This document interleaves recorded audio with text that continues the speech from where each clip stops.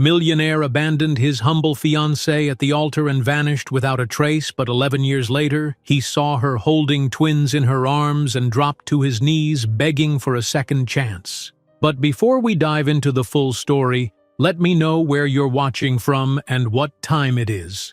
Now, subscribe to the channel, and let's get started.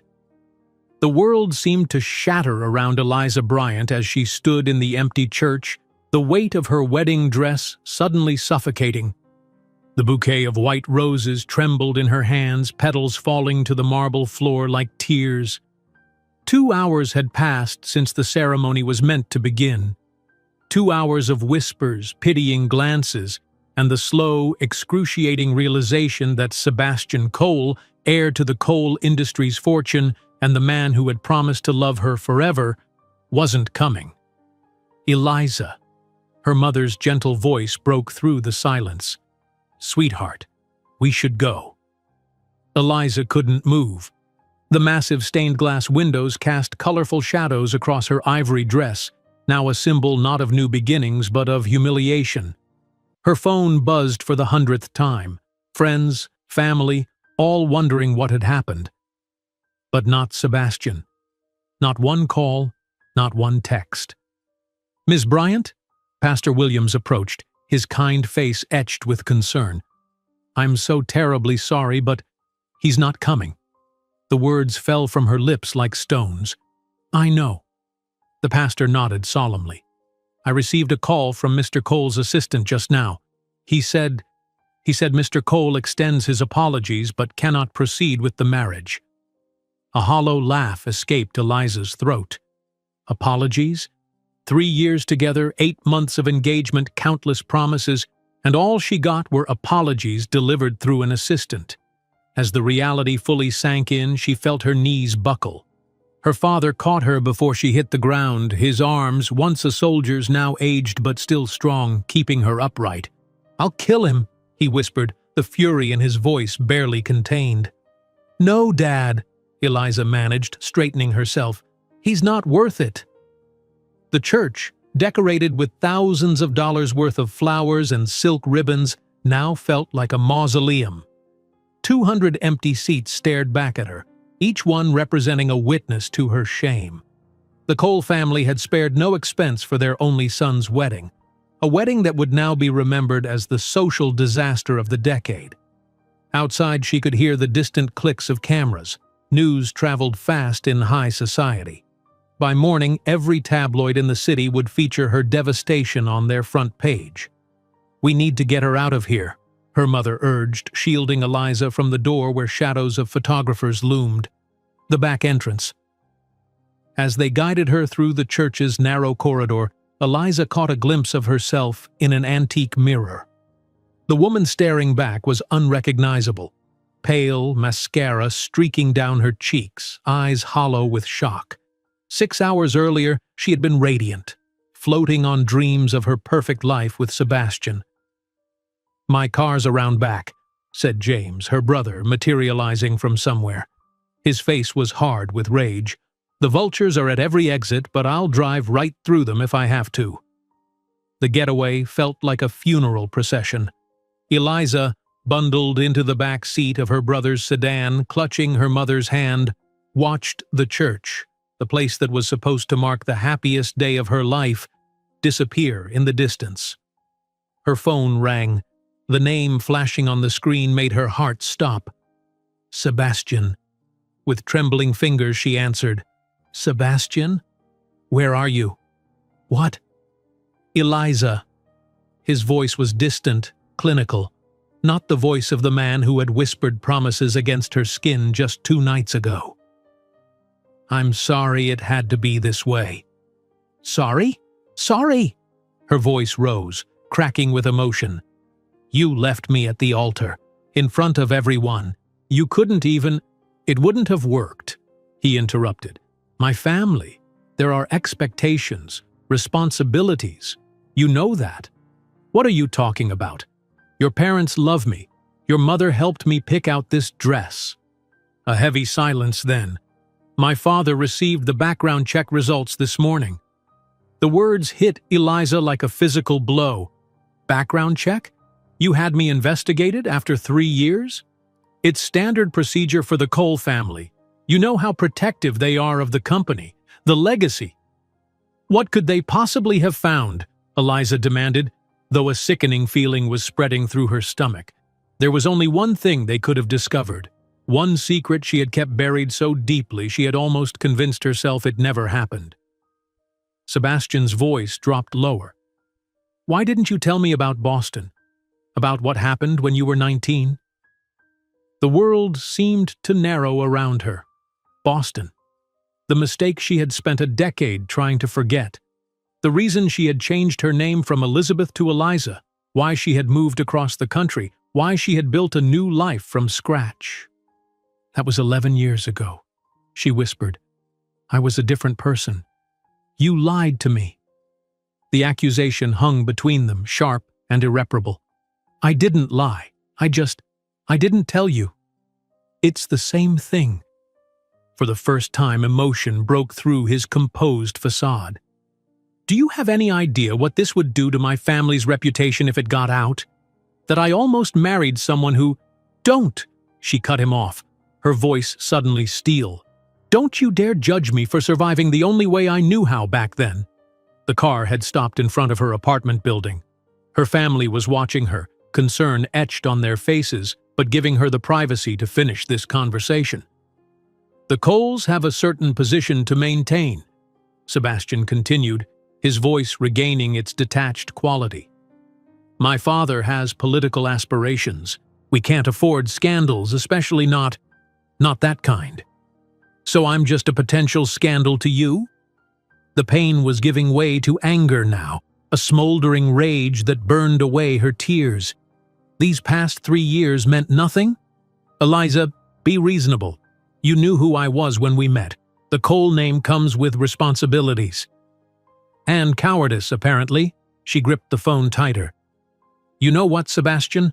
I'm glad this happened today and not a year into our marriage. Because now I see you for what you really are. A spineless man hiding behind his family name, too weak to stand up for the woman he claimed to love. Eliza. Goodbye, Sebastian. I hope your precious reputation keeps you warm at night. She ended the call and let the phone fall to her lap. The silence in the car was deafening until her mother tentatively asked, What did he say, honey? Eliza looked out the window at the life she had built, the modest apartment she had worked so hard for, so different from the mansion Sebastian had promised her. He found out about Boston. Her mother gasped softly. Her father cursed under his breath. What's Boston? James asked, confusion crossing his features. He had been too young then, away at college when it all happened. Their parents had protected him from the truth. It doesn't matter now, Eliza said, suddenly exhausted. Nothing matters except getting out of this dress and forgetting this day ever happened. But as they helped her up to her apartment, as they carefully removed the wedding gown that would never dance down an aisle, as they ordered takeout and opened wine and tried to salvage what was left of this terrible day, Eliza knew forgetting wasn't an option, because the secret Sebastian had discovered was more complicated than he knew. It wasn't just about her past mistakes or the desperate measures she had taken as a broke college student. It was about what had come after, what she had discovered just a month after leaving Boston, what she had faced alone, what she had given up, what she had lost. No, Sebastian Cole didn't know the full truth, and now he never would. 11 years later, Sebastian Cole's driver navigated the sleek black Bentley through the busy streets of Manhattan. From the back seat, Sebastian gazed out at the city, barely seeing it. At 42, he had everything a man could want. The family business had tripled in value under his leadership. His investment portfolio was diverse and thriving. He owned properties on 3 continents. Everything except what truly mattered. His phone buzzed with another message from his mother. Remember, 7 p.m. sharp at the Metropolitan Museum. The Bradley Foundation is counting on your donation, and please bring someone appropriate this time. Sebastian sighed, straightening his custom Tom Ford tie. The charity gala tonight was just another in the endless parade of social obligations that filled his calendar. Another night of meaningless small talk, strategic networking, and maintaining the Cole family image. "Mr. Cole, we've arrived," his driver announced, pulling up to the towering glass headquarters of Cole Industries. "Thank you, Frank. I have meetings until 5. Then we'll head to my apartment so I can change for tonight." The lobby of Cole Industries was a monument to power and wealth. Marble floors, modern art installations worth millions, receptionists with perfect smiles. As Sebastian crossed to the private elevator, employees nodded respectfully, some nervously. His reputation as a demanding but fair CEO had earned him respect, but not warmth. "Good morning, Mr. Cole," his assistant Meredith greeted him as he stepped onto the executive floor. "The quarterly reports are on your desk and the board meeting has been moved to 2 p.m. Also, your father called. Twice." Sebastian suppressed a grimace. William Cole, though technically retired, still considered the company his domain. Every call meant criticism, questions about Sebastian's decisions, reminders of the Cole legacy. "Tell him I'll call back after my meetings," Sebastian replied, entering his corner office with its panoramic view of the city. As Meredith closed the door behind him, Sebastian allowed himself a moment of rare vulnerability. He sank into his leather chair and opened the bottom drawer of his desk. Inside was a small velvet box, the engagement ring he had bought for Eliza Bryant 11 years ago. He had never asked for it back. Some nights, alone in his penthouse, the memory of her face when he last saw her haunted him. Not the Eliza from the church, he had been too cowardly to face her there, but the Eliza from 2 nights before. Laughing, eyes bright with love and anticipation, dreaming of their future together. He had convinced himself he had done the right thing, that the background check was a sign, a warning, that his family's legacy was too important to risk, that she had betrayed him by hiding her past. But in the quiet moments, in the empty spaces between his achievements, he knew the truth. He had betrayed her. He had let fear and family pressure override what his heart knew, that Eliza Bryant was the only woman he had ever truly loved. His intercom buzzed, jolting him back to reality. "Mr. Cole, your 9:30 is here." Sebastian quickly shut the drawer, locking away the past once more. "Send them in." The day proceeded as most days did. Meetings, conference calls, decisions involving millions of dollars. Sebastian moved through it with practiced precision, the mask of the confident CEO firmly in place. Only Meredith, who had been with him for 8 years, noticed the subtle tension in his shoulders, the way his eyes occasionally drifted to the bottom drawer. At 5:15 p.m., Sebastian was in the back of the Bentley again, heading to his apartment to change for the gala. Frank took a detour to avoid traffic, steering them through a residential area of the Upper West Side. "Sorry for the alternative route, Mr. Cole," Frank said. "Accident on the main thoroughfare." "It's fine," Sebastian replied absently, reviewing notes on his tablet for an upcoming merger. They stopped at a red light across from an elementary school. End-of-day dismissal was in progress, with children streaming out of the building into waiting arms of parents. Sebastian glanced up briefly, then returned to his tablet, but something caught his peripheral vision, making him look again. A woman was kneeling, helping 2 children with their backpacks. Something about her profile, the way she tilted her head, the copper-red hair caught in the late afternoon sun. It couldn't be. But as she stood and turned slightly, Sebastian felt the air leave his lungs. Eliza. After 11 years, there she was, not 30 feet away. She looked different. Her hair was shorter, her face more defined by maturity, but undeniably the same woman who had owned his heart. "Frank, pull over," Sebastian ordered, his voice strained. "Sir? Pull over now." But before Frank could comply, Sebastian's attention was captured by the children standing beside Eliza. They appeared to be about 10 years old, a boy and a girl with copper hair that caught the sun exactly as their mothers did. Twins. Eliza had twins. As this realization hit him, the light changed. Frank, seeing no place to safely pull over on the crowded street, continued driving.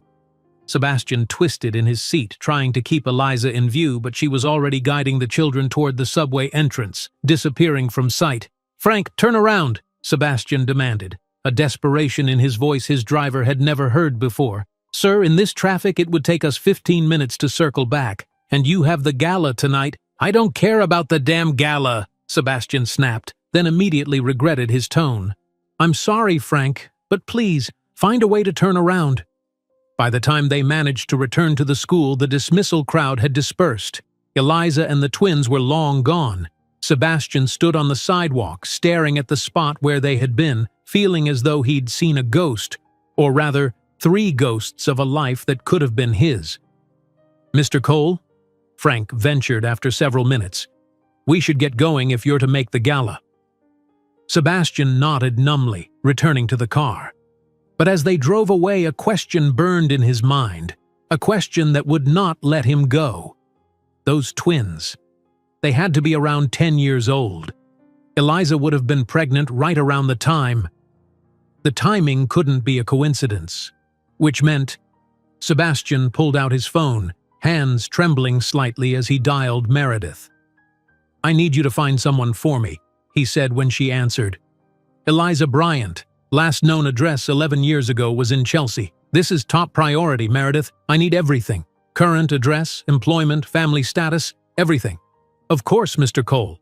May I ask why—" "No, you may not." He cut her off, then softened his tone. "Just find her, please, as quickly as possible." After ending the call, Sebastian leaned back against the leather seat, his mind racing.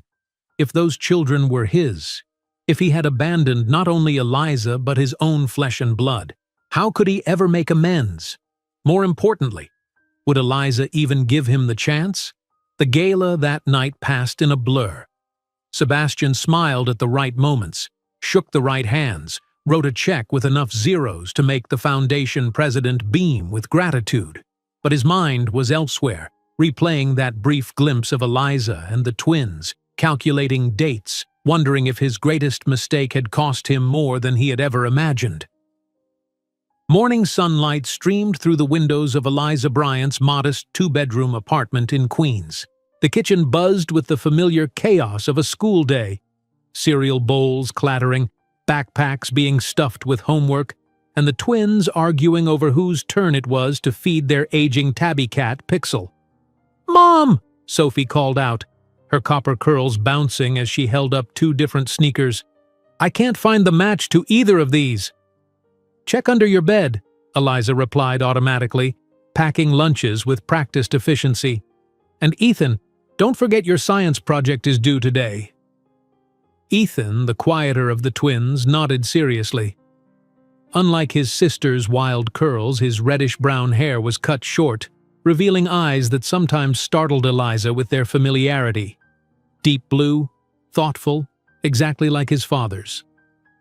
"I already put it by the door," he said, adjusting his glasses. At 10 years old, he had the methodical nature of an engineer, always planning 3 steps ahead. Eliza checked her watch and quickened her pace. "Bus comes in 15 minutes, troops, double time." This morning's symphony had been perfected over a decade of single motherhood. Art teacher by day, freelance illustrator by night, Eliza had built a life that was challenging but fulfilling. Her small apartment might be worlds away from the luxury she'd almost married into, but it was filled with love, color, and the artwork of 3 creative souls.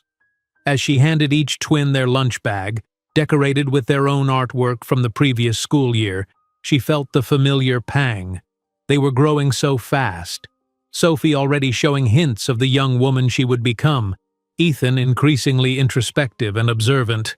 Soon they would have more questions about their father, questions she wasn't sure how to answer. "Okay, coats on, backpacks ready, brain cells activated," she announced with her usual morning send-off. Sophie giggled while Ethan rolled his eyes good-naturedly. "Brain cells activated, Captain," they responded in unison, their private family joke. The school bus stop was just around the corner. Eliza walked them there every morning, rain or shine, unwilling to miss these precious minutes of their day. As they waited with the other neighborhood kids, Sophie chatted animatedly about her upcoming soccer game, while Ethan read quietly from his dog-eared copy of A Brief History of Time. "You two be brilliant today," Eliza said, kissing them each on the forehead as the yellow bus appeared down the street. "We're always brilliant," Sophie replied with a cheeky grin. "We got it from you." As the bus pulled away, Eliza waved until it turned the corner. Only then did she allow her smile to fade slightly.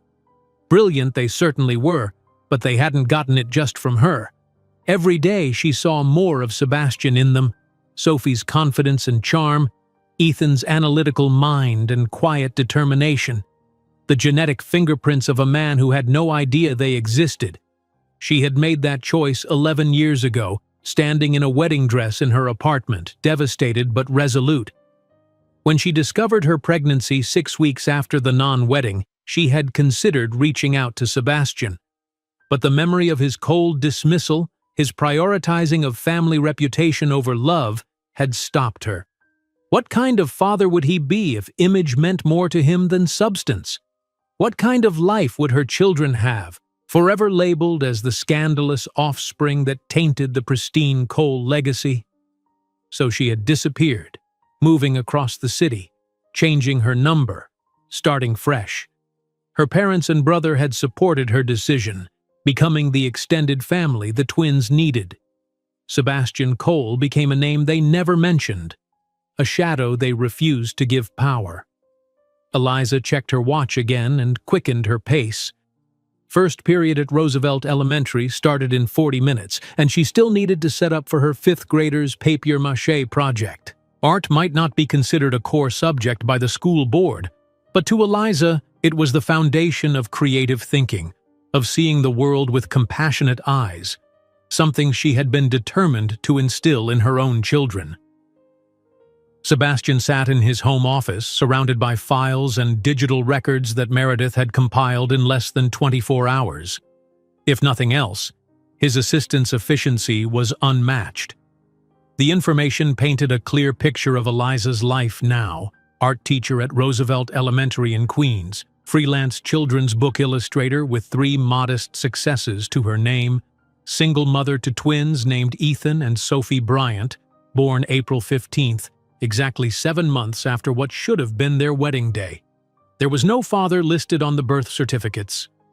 Sebastian stared at the copies, the implications crushing the air from his lungs. He had children, 10-year-old children who had never met him, who didn't even bear his name, children who had grown up without knowing their father because of his cowardice, his weakness, his misplaced priorities. What had Eliza told them about him?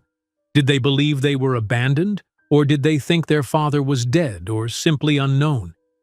Each possibility twisted the knife deeper. He picked up his phone and scrolled to Meredith's message containing Eliza's current contact information. His thumb hovered over her number. What would he even say? "Hello, it's the man who destroyed your life. I just realized I might be the father of your children. May I intrude on the existence you've built without me?"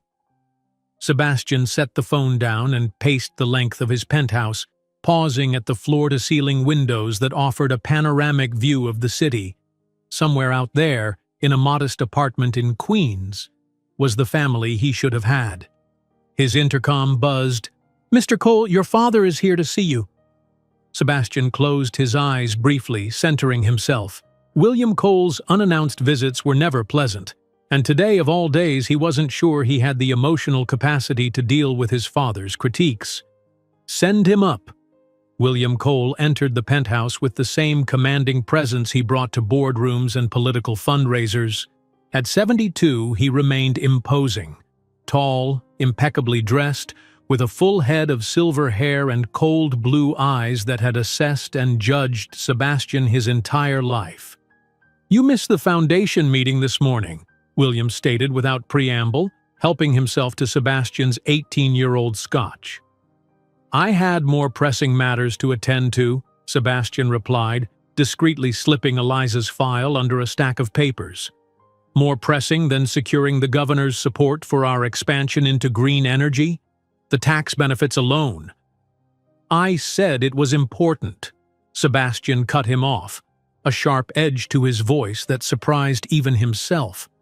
William raised an eyebrow, studying his son over the rim of his crystal tumbler. You've been distracted since the gala. The Bradley Foundation said you seemed completely disengaged. That's not like you, Sebastian. It wasn't like him, at least not the him he had become. Since losing Eliza, Sebastian had channeled all his energy into becoming the perfect coal heir, ruthlessly efficient, strategically brilliant, socially impeccable. The mask rarely slipped. I've had a lot on my mind with the Morgan merger, Sebastian lied smoothly. Nothing to concern yourself with. William's expression made it clear he wasn't convinced, but he shifted topics. Your mother wanted me to remind you about the Palmer dinner next week. Senator Wilson will be there. Bring someone appropriate. There it was again. Someone appropriate. For 11 years, Sebastian had dutifully escorted a rotating collection of appropriate women to social functions. Lawyers, doctors, daughters of business associates or political allies, women with the right background, education, and social standing to complement the Cole name. None had lasted more than a few months. None had made him feel even a fraction of what he had felt with Eliza. I'll handle it, Sebastian said tersely. William swirled his scotch, ice clinking against crystal. Margaret Wilson would be a good choice. Harvard Law, clerked for Justice Bradford. Family has connections to... I said I'll handle it, Sebastian repeated, cutting him off. Is there anything else, or did you just come to micromanage my social calendar? His father's eyes narrowed at the uncharacteristic defiance. What's going on with you? Nothing, Sebastian insisted, walking to the window to escape his father's scrutiny. You know, sometimes you remind me of your mother's brother. Brilliant businessman, but prone to emotional decisions. It nearly ruined him. I've always been grateful you didn't inherit that weakness. Sebastian turned, his expression carefully neutral despite the anger simmering beneath. Is that what you call it? A weakness? To prioritize human connection over shareholder value? William set down his glass with deliberate precision. I call it a weakness to let sentiment cloud judgment. The Cole name represents something in this city, in this country. We have responsibilities beyond our personal desires. The words echoed those Sebastian had said to Eliza 11 years ago, and he felt sick hearing them now, understanding for the first time how hollow they must have sounded to her. Maybe the Cole name could represent something more than just wealth and influence, Sebastian suggested quietly. Maybe it could stand for integrity, compassion, actual human values. William's laugh was short and dismissive. That idealism is precisely why I had to step in 11 years ago. That Bryant girl would have ruined you with her bleeding heart and checkered past. Sebastian froze. What do you mean, step in? His father waved a dismissive hand. The background check, of course. When the initial report came back with red flags, I had them dig deeper. That situation in Boston, solicitation charges, a night in jail, not exactly Cole material, was she? I made sure you saw the full report before you made a catastrophic mistake. The world seemed to shift beneath Sebastian's feet. You ordered the deeper background check, not our standard security protocol? I protected our family legacy, William stated, unapologetic. And you made the right decision in the end. Imagine if you'd married her, then this came to light during my Senate campaign. Or worse, if there had been children. The scandal would have been uncontainable. Children. The word landed like a physical blow. Sebastian struggled to keep his expression neutral, his mind racing. Had his father known about the pregnancy? Is that why he had been so insistent that Sebastian cut all ties with Eliza? I need to get back to work, Sebastian said finally, his voice tight with suppressed emotion. I'll see you at the Palmer dinner. William studied him for a long moment, then nodded. Just remember who you are, Sebastian. Everything we've built over generations rests on your shoulders now. After his father left, Sebastian remained motionless, staring at the door. 11 years of his life, directed by his father's manipulation. 11 years without Eliza, without knowing his children, all because William Cole had decided her past made her unworthy of the family name. The rage that surged through him was unlike anything Sebastian had ever experienced. He picked up his phone, no longer hesitating, and dialed Eliza's number. The call went straight to voicemail. "This is Eliza Bryant. I can't answer right now, but leave a message and I'll call you back. If this is about a school matter, please contact the main office at—" Sebastian ended the call without leaving a message. Her voice, even in a professional recording, had brought everything rushing back. Her laugh, her warmth, the way she used to whisper his name. He couldn't do this over the phone. He needed to see her, to explain, to beg forgiveness if necessary. He pulled up his calendar and cleared it for the next day, ignoring the notifications of rescheduled meetings already flooding in from Meredith. Then he searched for Roosevelt Elementary's schedule. According to the school website, the last bell rang at 3:15 p.m. Tomorrow, he would be waiting outside those school doors. Tomorrow, he would face the consequences of his greatest mistake. Tomorrow, he would meet the woman he had never stopped loving, and possibly the children he never knew he had. The art room at Roosevelt Elementary was Eliza's sanctuary.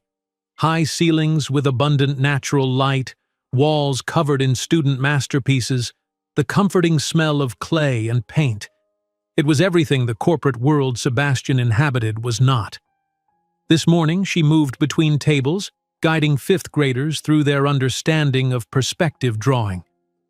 Despite her usual focus, Eliza found her mind drifting to the strange missed call she'd received the previous day. Unknown number. No message left. Normally she wouldn't think twice about it, but something had sent a shiver down her spine when she checked her phone after class. A premonition, perhaps. The same feeling she'd had yesterday at the bus stop. That strange sense of being watched. "Ms. Bryant, is this right?" A girl named Aisha held up her drawing, pulling Eliza back to the present. "That's excellent work with your vanishing point," Eliza smiled, pushing away her unease. "Try adding some details to the buildings now." By lunchtime, the feeling had faded. Eliza sat in the teacher's lounge picking at her salad while grading assignments. Her colleague and closest friend at Roosevelt, Diane Thompson, dropped into the chair beside her. "Earth to Eliza," Diane said, waving a hand in front of her face. "You've been staring at the same drawing for 5 minutes." Eliza blinked. "Sorry, just distracted today. The twins okay?" "They're fine. Perfect, actually." Eliza set down her red pen. "Sophie scored 2 goals at her game yesterday, and Ethan's science project won first place. Mini geniuses, those two," Diane remarked. After a pause, she added casually, "So, is it their birthday coming up soon? You always get a little reflective around April." Eliza gave a rueful smile. Diane knew her too well. "Still a few months away, but yes, I've been thinking about them turning 11. They're asking more questions lately." "About their father?" "Not directly. But Sophie asked if her competitiveness comes from my side of the family. And Ethan, he wants to know if anyone else in our family is good at math." Eliza pushed her salad around. "I've kept things vague, but they're too smart. They know there's more to the story." Diane's expression was sympathetic but unflinching. "Maybe it's time to tell them more. They're old enough to understand." "And say what?" "Your father abandoned me at the altar because his family thought I wasn't good enough, and I never told him about you because I was hurt and afraid. How does that not damage them?" "Kids are resilient," Diane said gently. "And they deserve to know where they come from. All of it, even the messy parts." The bell rang, signaling the end of lunch period. Eliza gathered her papers, grateful for the interruption. "I'll figure it out. I always do." "That you do," Diane agreed, standing. "But you don't always have to do it alone." The afternoon crawled by in a blur of classes. Sixth graders working on clay sculptures, third graders learning color theory, and finally her favorite class of the day, the mixed-age art club for gifted students, including both Sophie and Ethan.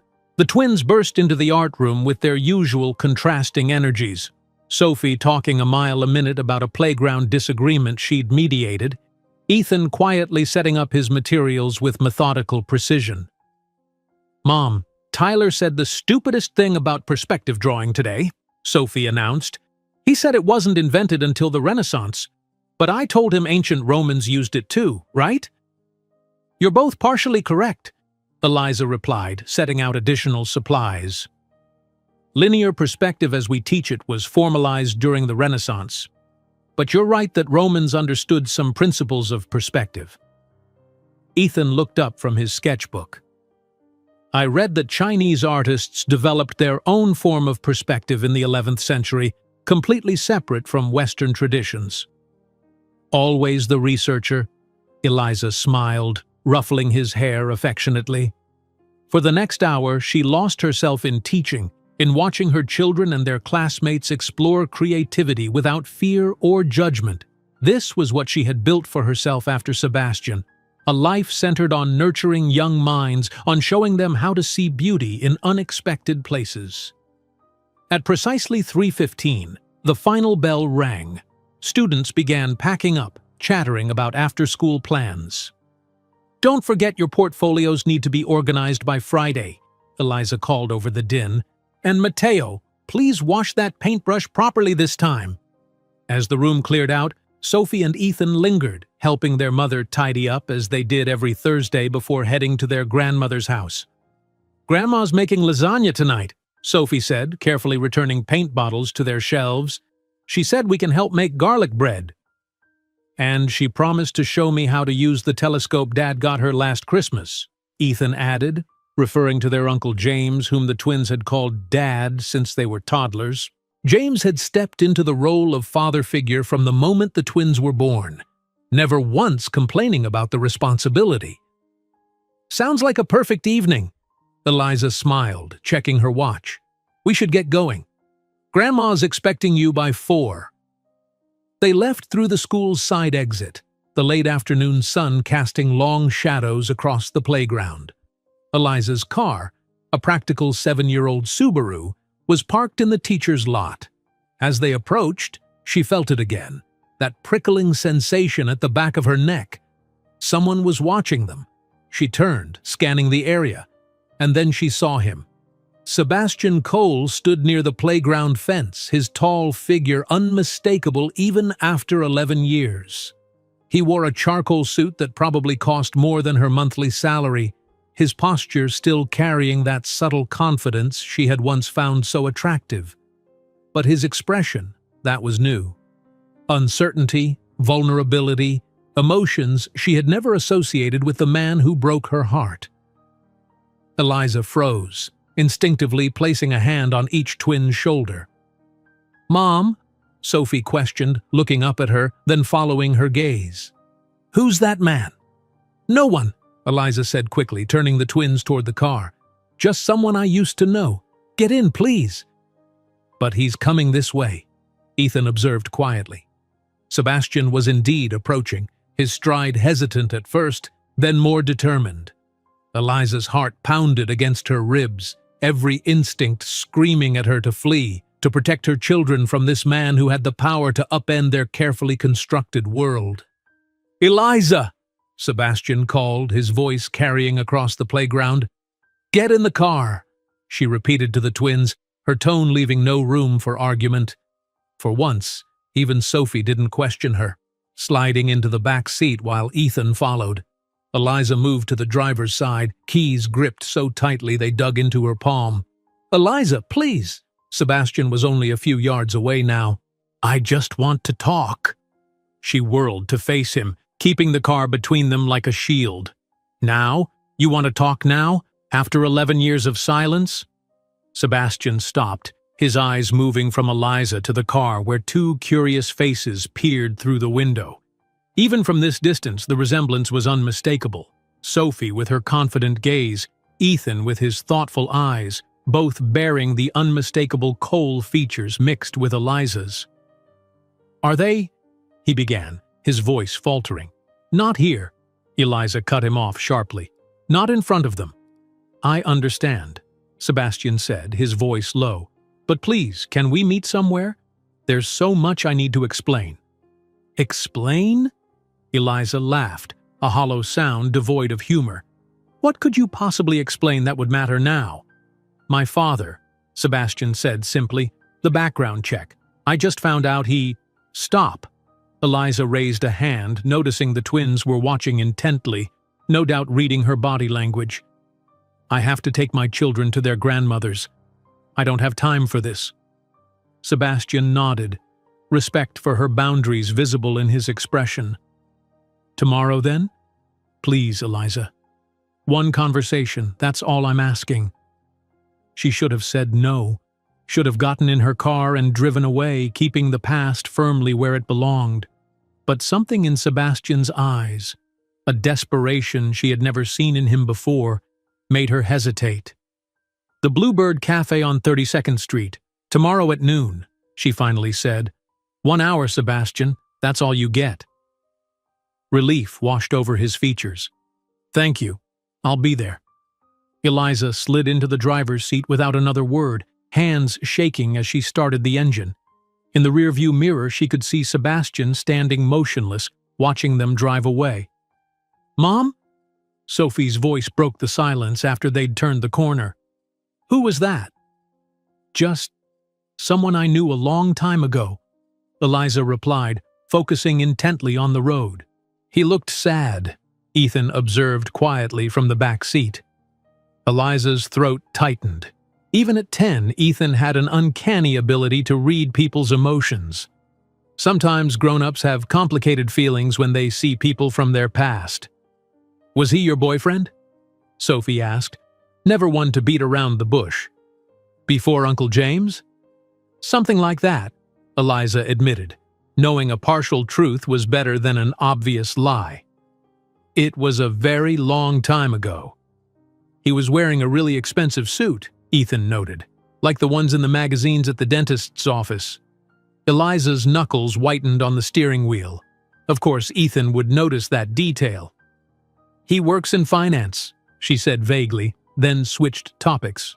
"So, what are you two planning to do at Grandma's this weekend besides stargazing and bread making?" The distraction worked for Sophie, who launched into elaborate plans involving the treehouse in her grandmother's backyard. But Eliza caught Ethan's thoughtful expression in the rearview mirror. He wasn't letting it go, just filing away the information for later analysis. So like his father in that way. By the time they arrived at her mother's modest brick house in Astoria, Eliza had composed herself enough to maintain the appearance of normalcy. Her mother, Patricia, greeted them at the door with hugs and the warm scent of baking lasagna. "There are my favorite twins in the whole wide world," Patricia exclaimed, ushering them inside. "We're the only twins you know, Grandma," Sophie giggled, racing toward the kitchen to inspect dinner progress. Ethan gave his grandmother a more measured hug, then headed upstairs to deposit his backpack, leaving Eliza alone with her mother in the entryway. Patricia took one look at her daughter's face and asked, "What happened?" Eliza's carefully maintained composure cracked.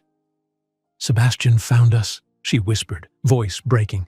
"He was at the school today." Her mother's expression shifted from shock to protective anger. "What did he want? After all this time?" "He wants to talk. I agreed to meet him tomorrow."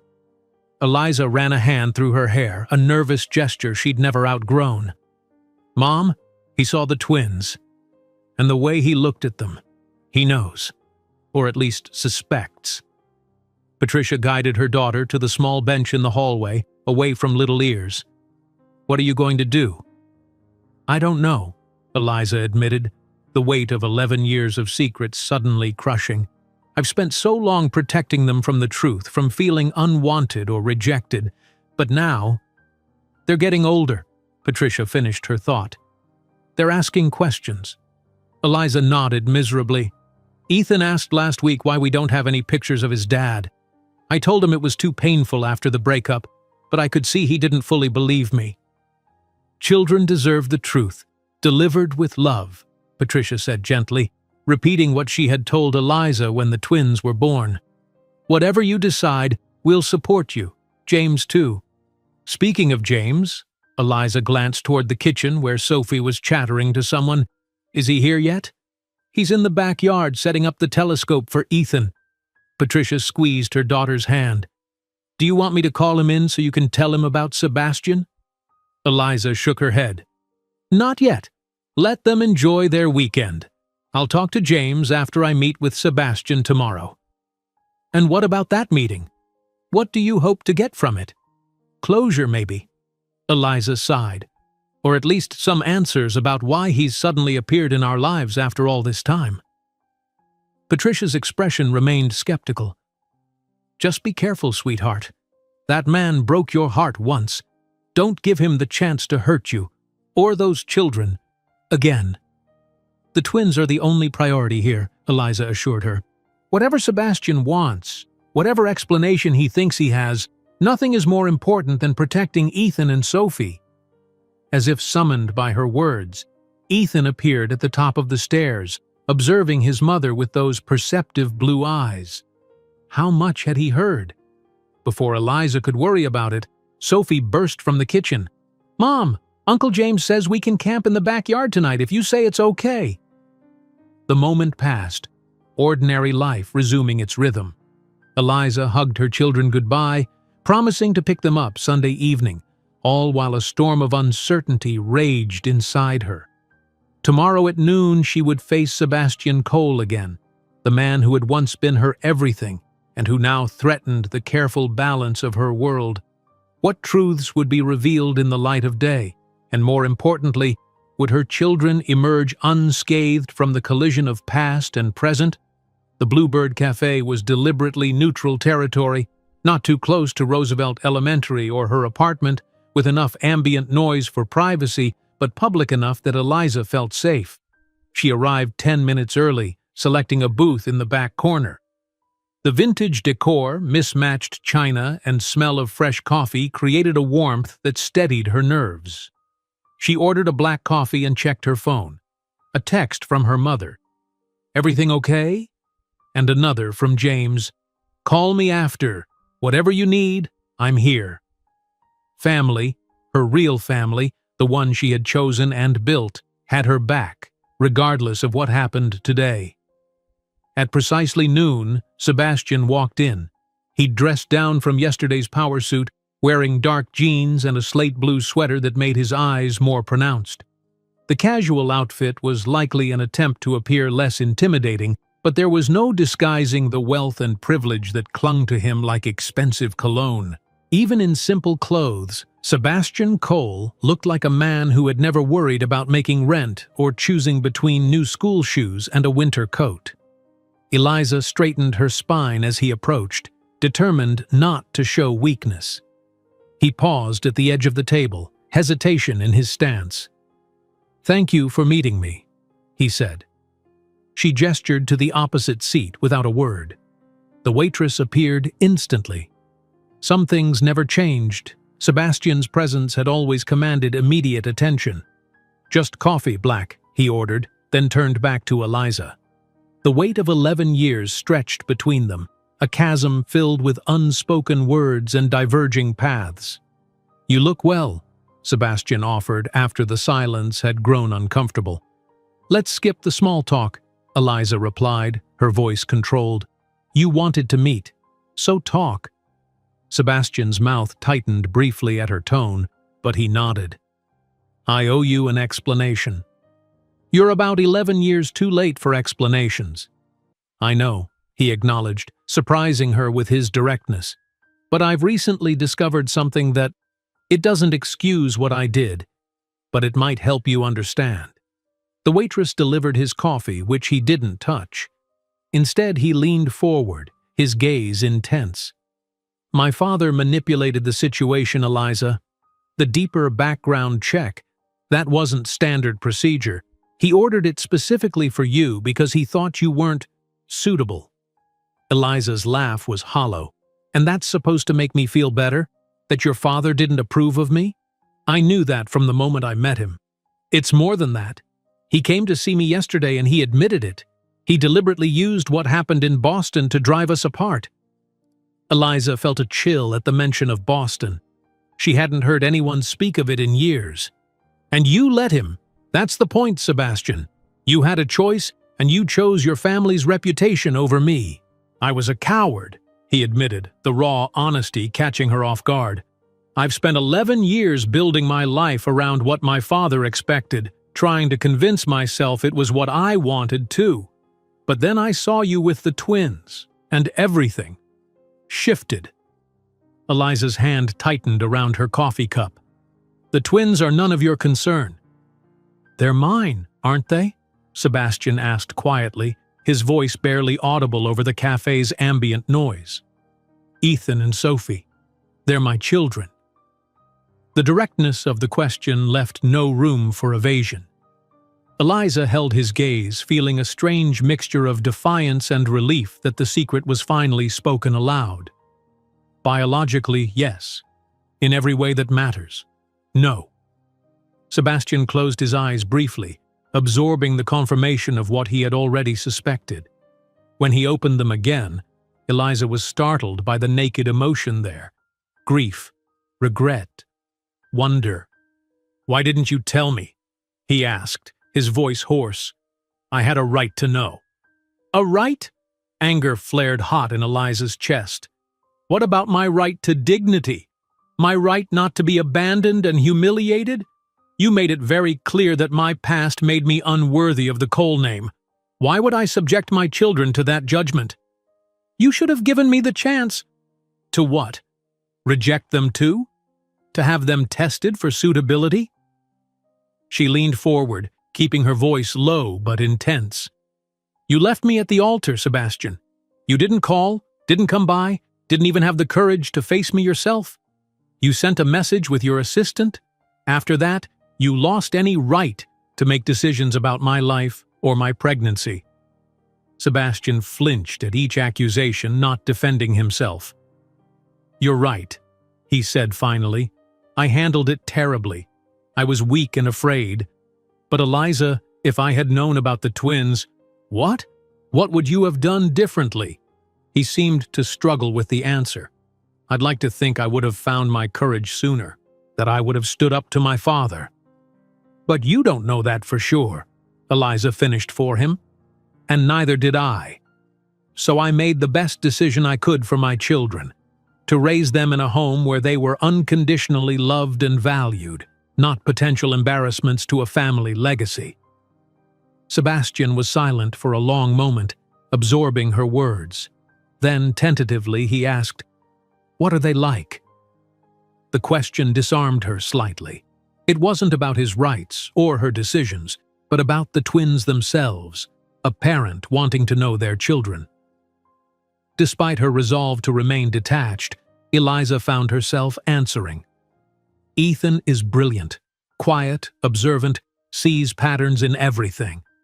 He's teaching himself calculus because the math at school is too easy for him.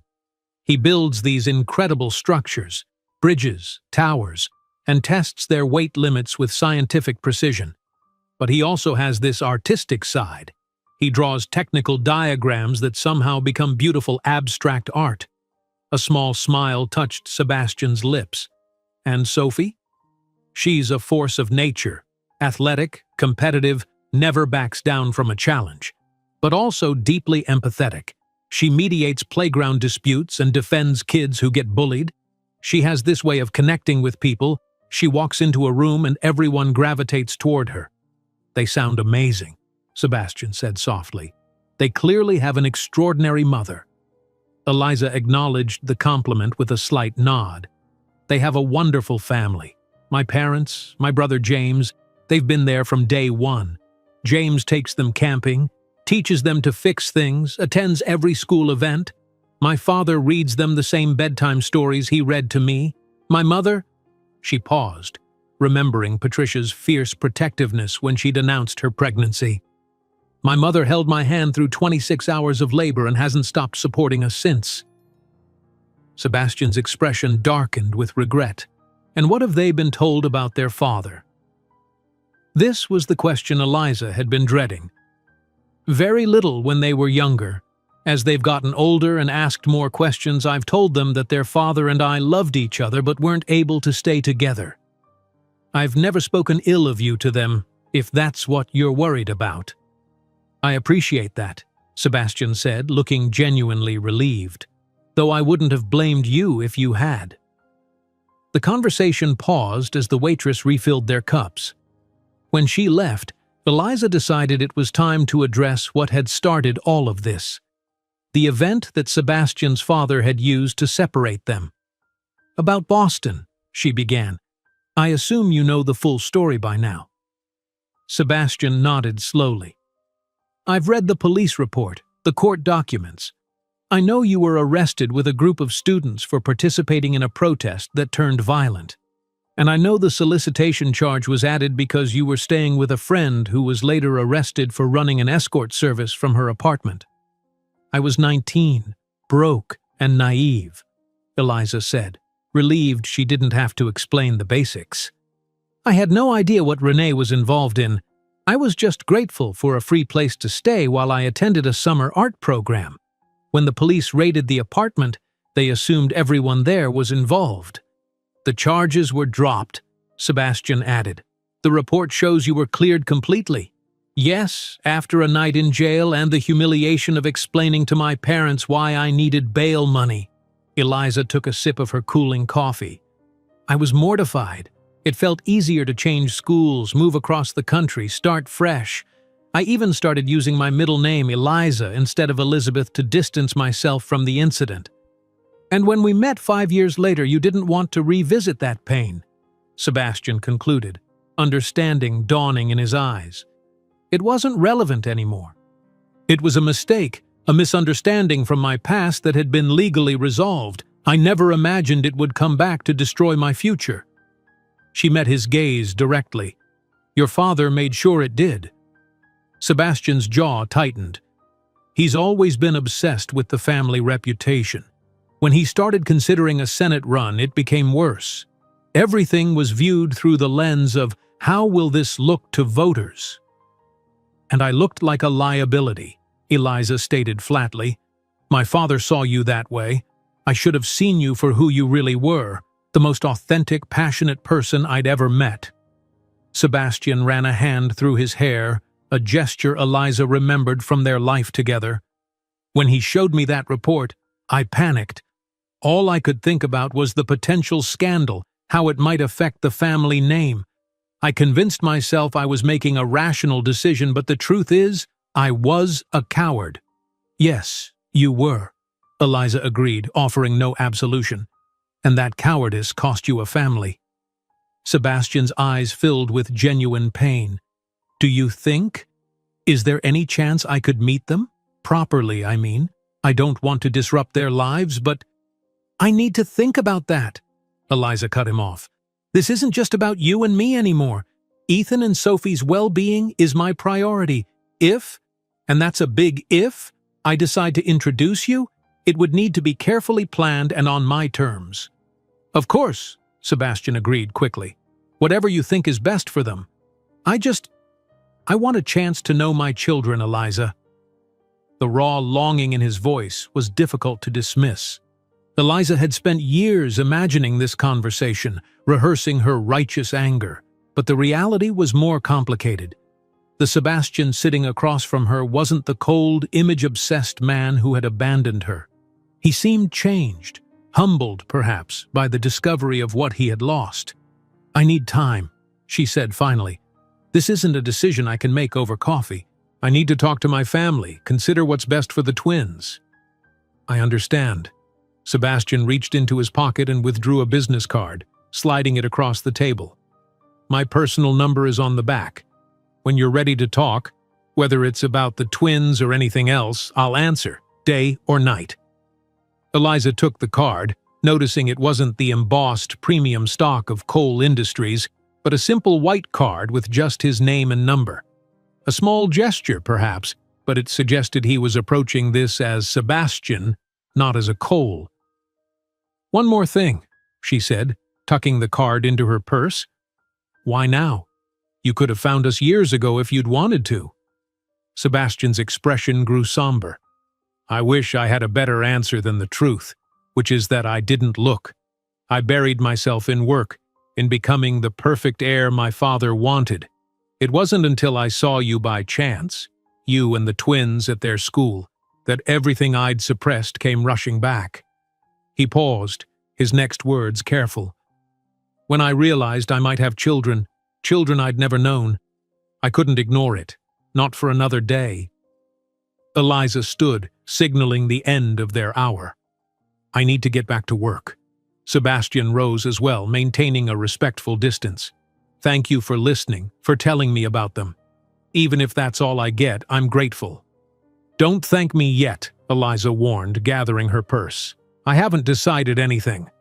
"I know, but for the first time in 11 years, I feel like I might have a chance to make amends. Not just with you, but with Ethan and Sophie too." As they walked out of the cafe, Sebastian made no attempt to touch her or prolong the conversation. At the sidewalk, they paused awkwardly. "I'll be in touch," Eliza said, neither a promise nor a dismissal. Sebastian nodded, his eyes lingering on her face as if memorizing it. "I'll wait, for as long as it takes." They parted ways. Eliza toward the subway that would take her back to Roosevelt, Sebastian toward the gleaming black car waiting at the curb. Two lives that had once been intertwined, then violently severed, now cautiously circling each other again. As Eliza descended the subway stairs, she pulled out her phone and called James. "How did it go?" her brother asked immediately. "He wants to meet them," she said, the reality of the situation finally hitting her. "James, what am I going to do?" "What you've always done," her brother replied with simple confidence. "Whatever is best for those kids, and whatever you decide, I'm right here with you." Eliza ended the call as her train arrived, Sebastian's card weighing in her purse like a stone. The life she had carefully constructed for herself and the twins now stood at a crossroads, and the next decision she made would reshape all their futures. Sunday evening came too quickly. Eliza sat in her mother's cozy living room, watching through the window as James and the twins built an elaborate structure out of fallen branches in the backyard. Sophie directed operations with authoritative hand gestures, while Ethan carefully tested each piece for stability. The scene was so normal, so precious, exactly the childhood Eliza had fought to give them. "You can't keep avoiding the topic," her mother said gently, setting a cup of tea beside her. "James has been giving you space, but he's worried. We all are." Eliza sighed, turning from the window. "I know, it's just, once I say it out loud, everything changes." Patricia sat across from her daughter, patient but firm. "Sebastian Cole wants to meet his children. The question is, are you going to let him?" "I don't know," Eliza admitted, curling her fingers around the warm mug. "Every instinct I have is screaming to protect them, to keep him away. But then I look at Ethan, and I see Sebastian's expressions, his mannerisms. I hear Sophie use phrases that sound exactly like him. They're half him, whether I like it or not." "Biology isn't everything," Patricia reminded her. "James has been more of a father to those kids than Sebastian ever was." "That's just it. Sebastian never had the chance to be a father. I made that decision for him, for all of them." Eliza's voice dropped to a whisper. "What if that was wrong?" Before Patricia could answer, the back door opened and James entered, his dark hair wind-blown, cheeks flushed from the spring air. "The dynamic duo are collecting more building materials," he explained, grabbing a bottle of water from the fridge. "They're constructing what Sophie calls the most important fort in the history of backyard architecture." Eliza smiled, despite herself. She gets the dramatic flair from her grandmother. "I'll take that as a compliment," Patricia sniffed, then addressed James. "Your sister was just about to tell us what she's decided about Sebastian Cole." James's expression sobered as he took a seat, giving Eliza his full attention. "What are you thinking, Lise?"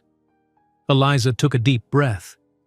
I think they deserve to know where they come from. All of it. And Sebastian deserves a chance to know them." She held up a hand as James began to protest. "Not as a father. That role is filled, thanks to you, but as a part of their heritage, their history.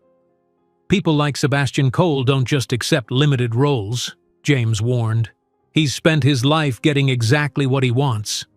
"Not exactly," Eliza countered. "He wanted me once and he let me go. But I saw something different in him yesterday. Humility, maybe. Regret, certainly." "Men who abandon pregnant women don't suddenly develop character," James argued. "He didn't know I was pregnant," Eliza reminded him quietly. "That was my choice, remember?" James's expression softened. "I remember.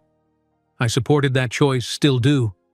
But think about what this could do to Ethan and Sophie. They're happy, Liz. They have a stable life. Introducing them to a man who might lose interest once the novelty wears off. You think that's what this is? Novelty?"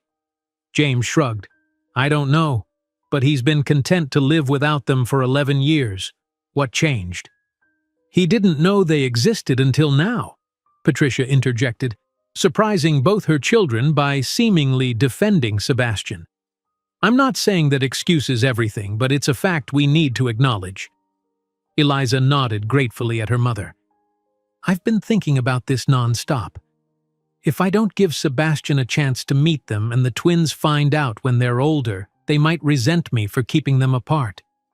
But if I let him into their lives and he hurts them, then he'll have me to deal with," James said firmly, his protective instinct flaring. "I think," Patricia said thoughtfully, "that you need to talk to the twins first. Not about Sebastian specifically, but about their father in general. See what questions they have, what they're ready to know, then decide."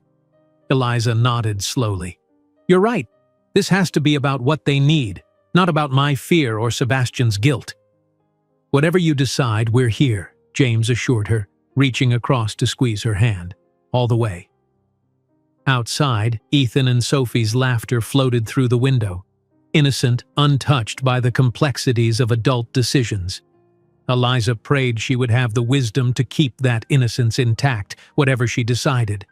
Sebastian stood in his father's study, the magnificent city view providing a backdrop for the confrontation he could no longer avoid. William Cole looked up from his desk with mild irritation at the interruption. "I need to talk to you," Sebastian stated without preamble. "About Eliza Bryant." William's expression hardened, but he calmly set down his pen. "I was wondering when this would come up again. I assume you spoke with her?" "Yes, and she confirmed what I suspected. I have children, twins, a son and daughter I've never met because of your interference." If William was shocked by this revelation, he didn't show it. Instead, he leaned back in his chair, assessing his son with calculating eyes. "You don't know that they're yours." "They're mine," Sebastian insisted, fury building at his father's casual dismissal. "Sophie and Ethan, they're 10 years old. Do the math. Children can be easily claimed." "Stop." Sebastian's voice cut through the room like steel. "Stop pretending this is about paternity or proof. This is about what you did 11 years ago. How you manipulated me into abandoning the woman I loved because she didn't fit your image of a suitable Cole wife." William rose from his chair, his imposing presence filling the room. "I protected you from a disastrous mistake. That girl had a police record. For a misunderstanding that was fully cleared. You know that. You've always known that." Sebastian moved closer, his restraint slipping. "You made me believe I was upholding some noble family standard when really I was just being your puppet." "You made your own choice," William countered coldly. "I merely provided information. Information you deliberately sought out to destroy my relationship. Information you presented in the most damaging light possible, knowing I would react exactly as you wanted."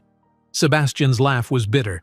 "I've spent 11 years trying to be the son you wanted, ruthless in business, calculating in relationships, always putting the Cole name first.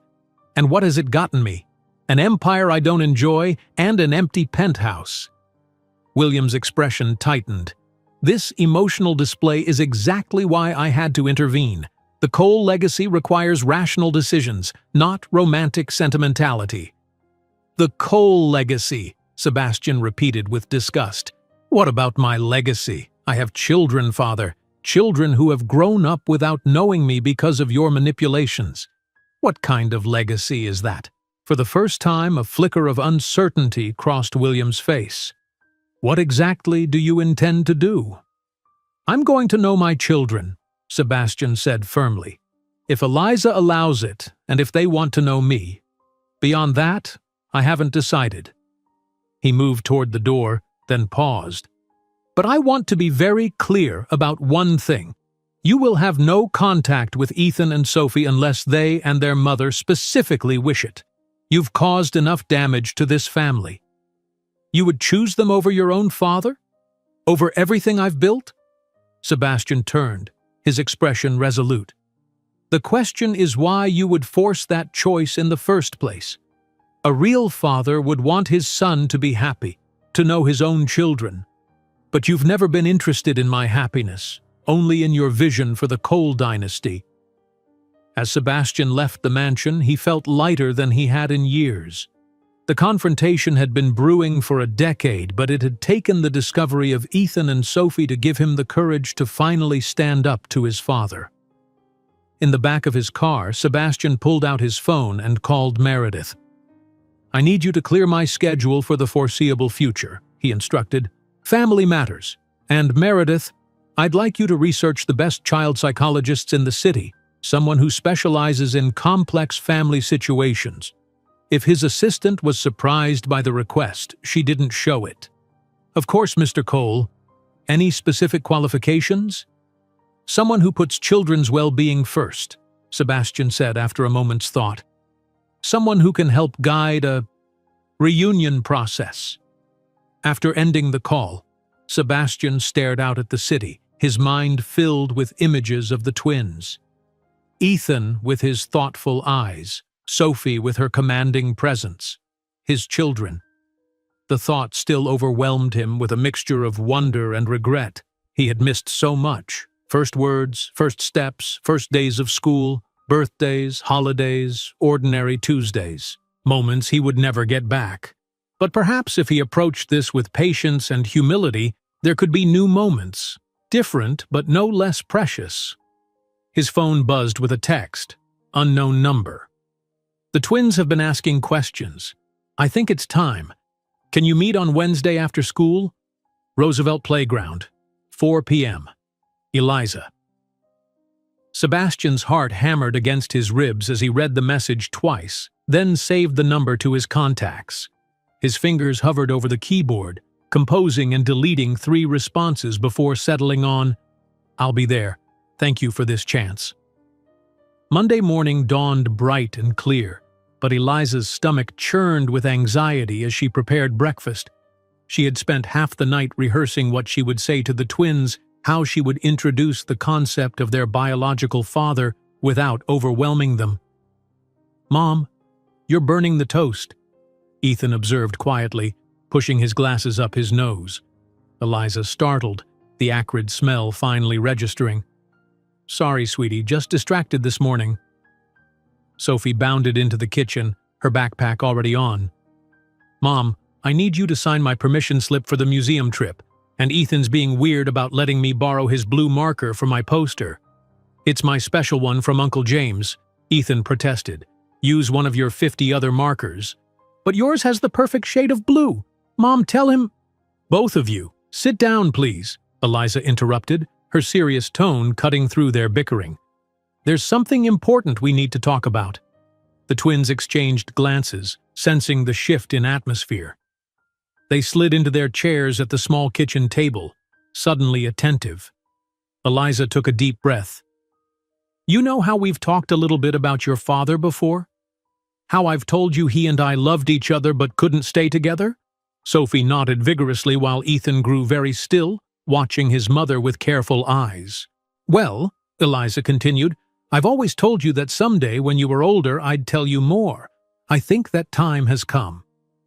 "Because we saw him at school," Ethan said softly, his perception once again startling Eliza. "The man in the expensive suit.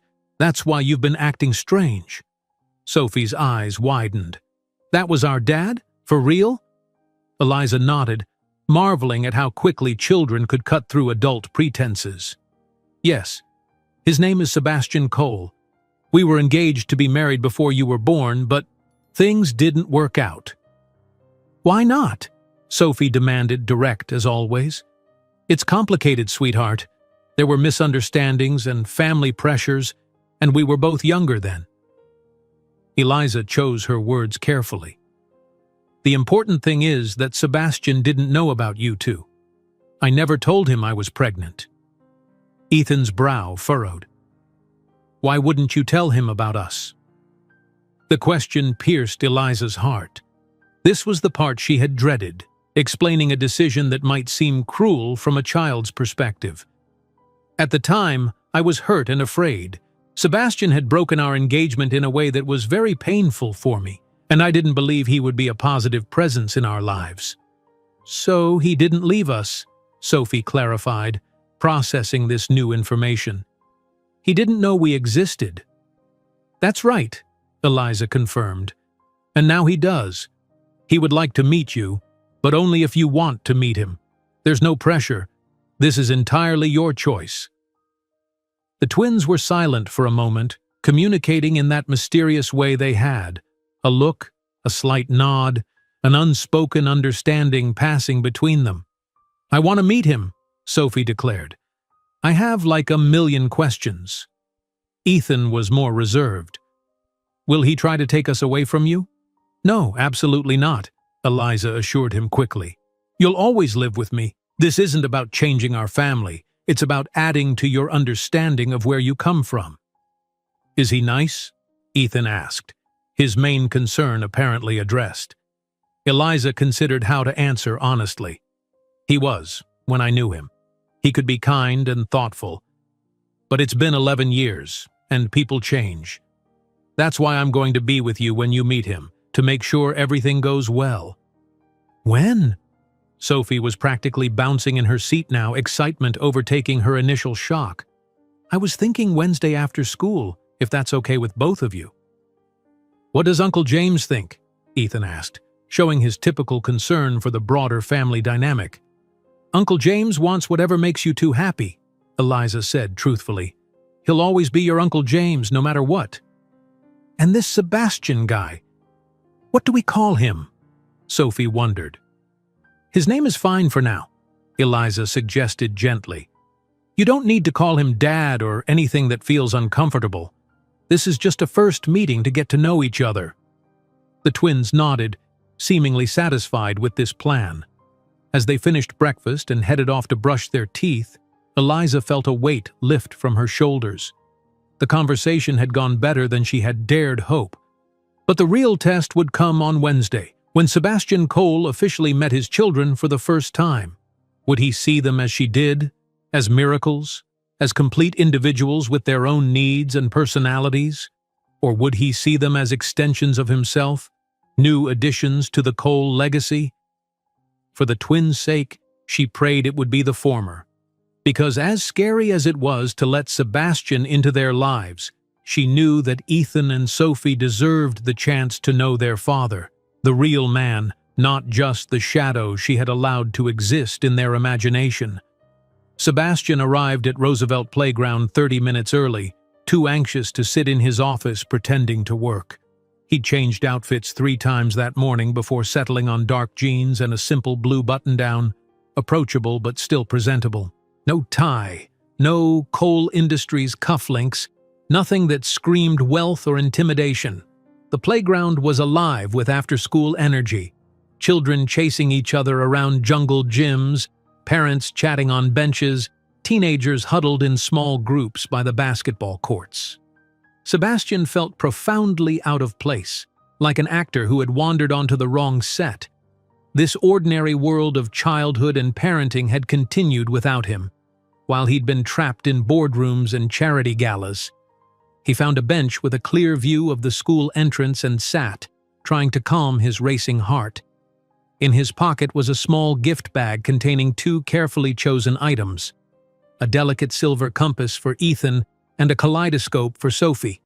Not expensive electronics or extravagant toys, but thoughtful objects that might spark curiosity.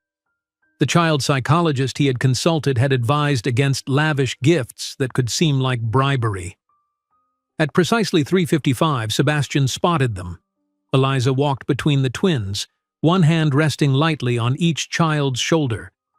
Even from a distance, the pride in her posture was evident.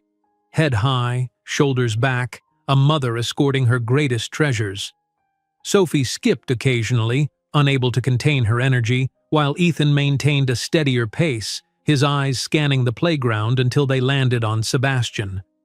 The boy nudged his sister, and both children stared openly as they approached. Sebastian stood, his mouth suddenly dry.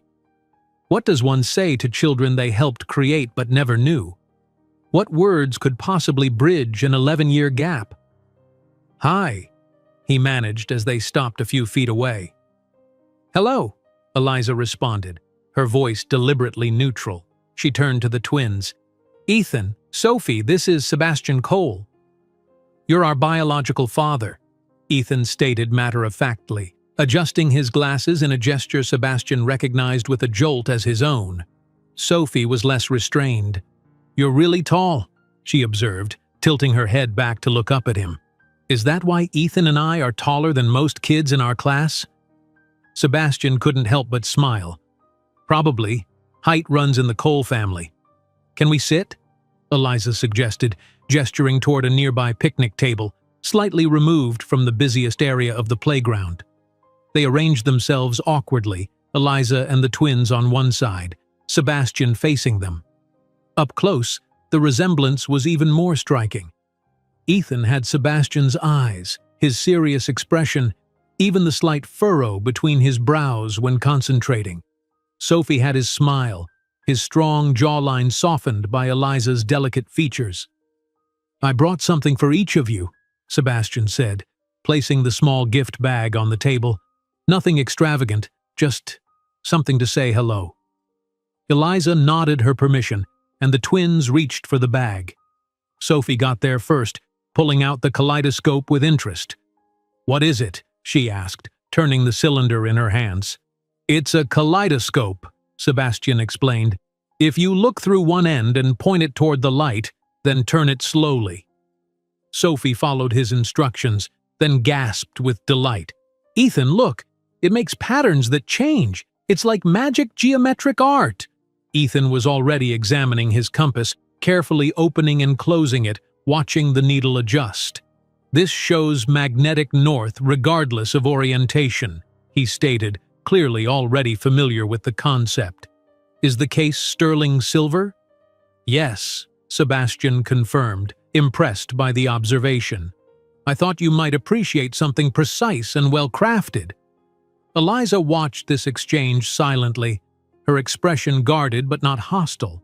Sebastian had been careful to choose gifts that reflected what she had told him about each child's interests. Sophie's artistic nature, Ethan's love of science and engineering. "Mom says you didn't know about us until last week," Sophie said abruptly, setting down her kaleidoscope. Sebastian nodded, grateful for Eliza's honesty. "That's right. If I had known, I would have been part of your lives from the beginning." "Why did you and Mom break up?" Ethan asked, his direct gaze remarkably similar to Eliza's when she wanted the unvarnished truth. Eliza tensed slightly, but Sebastian had prepared for this question. "I made a terrible mistake," he said simply. "I let other people's opinions matter more than what was in my heart. I hurt your mother very badly, and it's something I've regretted every day since." "Other people like your dad?" Sophie pressed, showing an intuitive grasp of the situation that belied her age. Sebastian glanced at Eliza, who nodded slightly, indicating he should be honest. "Yes, mainly my father. He has very strong ideas about what's important in life, and I wasn't brave enough to stand up to him." "Is he mean?" Sophie wanted to know. He's complicated, Sebastian answered carefully. He grew up in a different time, with different values. Mom says values shouldn't change just because something is difficult, Ethan observed quietly. Sebastian felt the gentle rebuke like a physical touch. Your mother is absolutely right, he acknowledged. That's a lesson I learned too late. A slight awkward silence fell. Eliza broke it by asking, Do you two have any other questions for Sebastian? The twins exchanged one of their silent communications before Sophie spoke again. What do you do? For work, I mean. I run my family's company, Sebastian explained. We invest in other businesses, develop real estate, and lately we've been focusing on clean energy projects, wind farms, solar panels, that sort of thing. Is that why you wear expensive suits? Ethan asked, his observation from days earlier resurfacing. Sebastian smiled ruefully. Partly. In my world, people often judge you by how you present yourself. But I've been thinking lately that there might be more important things than appearances. Like what? Sophie challenged. Like family, Sebastian said without hesitation. Like being the kind of person your children can be proud of. Something in Eliza's expression softened slightly, though she remained watchful. Where do you live? Sophie continued her questioning. I have an apartment in Manhattan. It's big, but not very interesting. Mostly windows and empty space.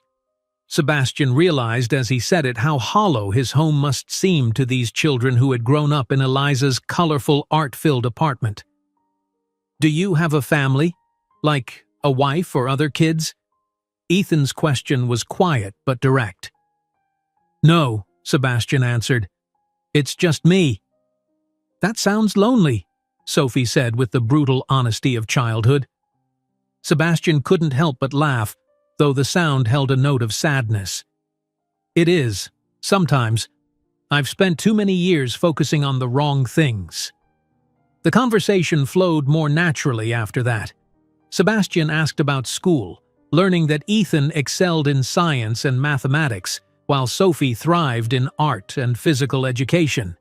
They told him about their grandmother's cooking, their Uncle James's camping trips, their cat Pixel who slept exclusively on Ethan's bed despite Sophie's many attempts to win him over. Throughout this exchange, Sebastian kept his attention focused entirely on the twins, listening with genuine interest to their stories.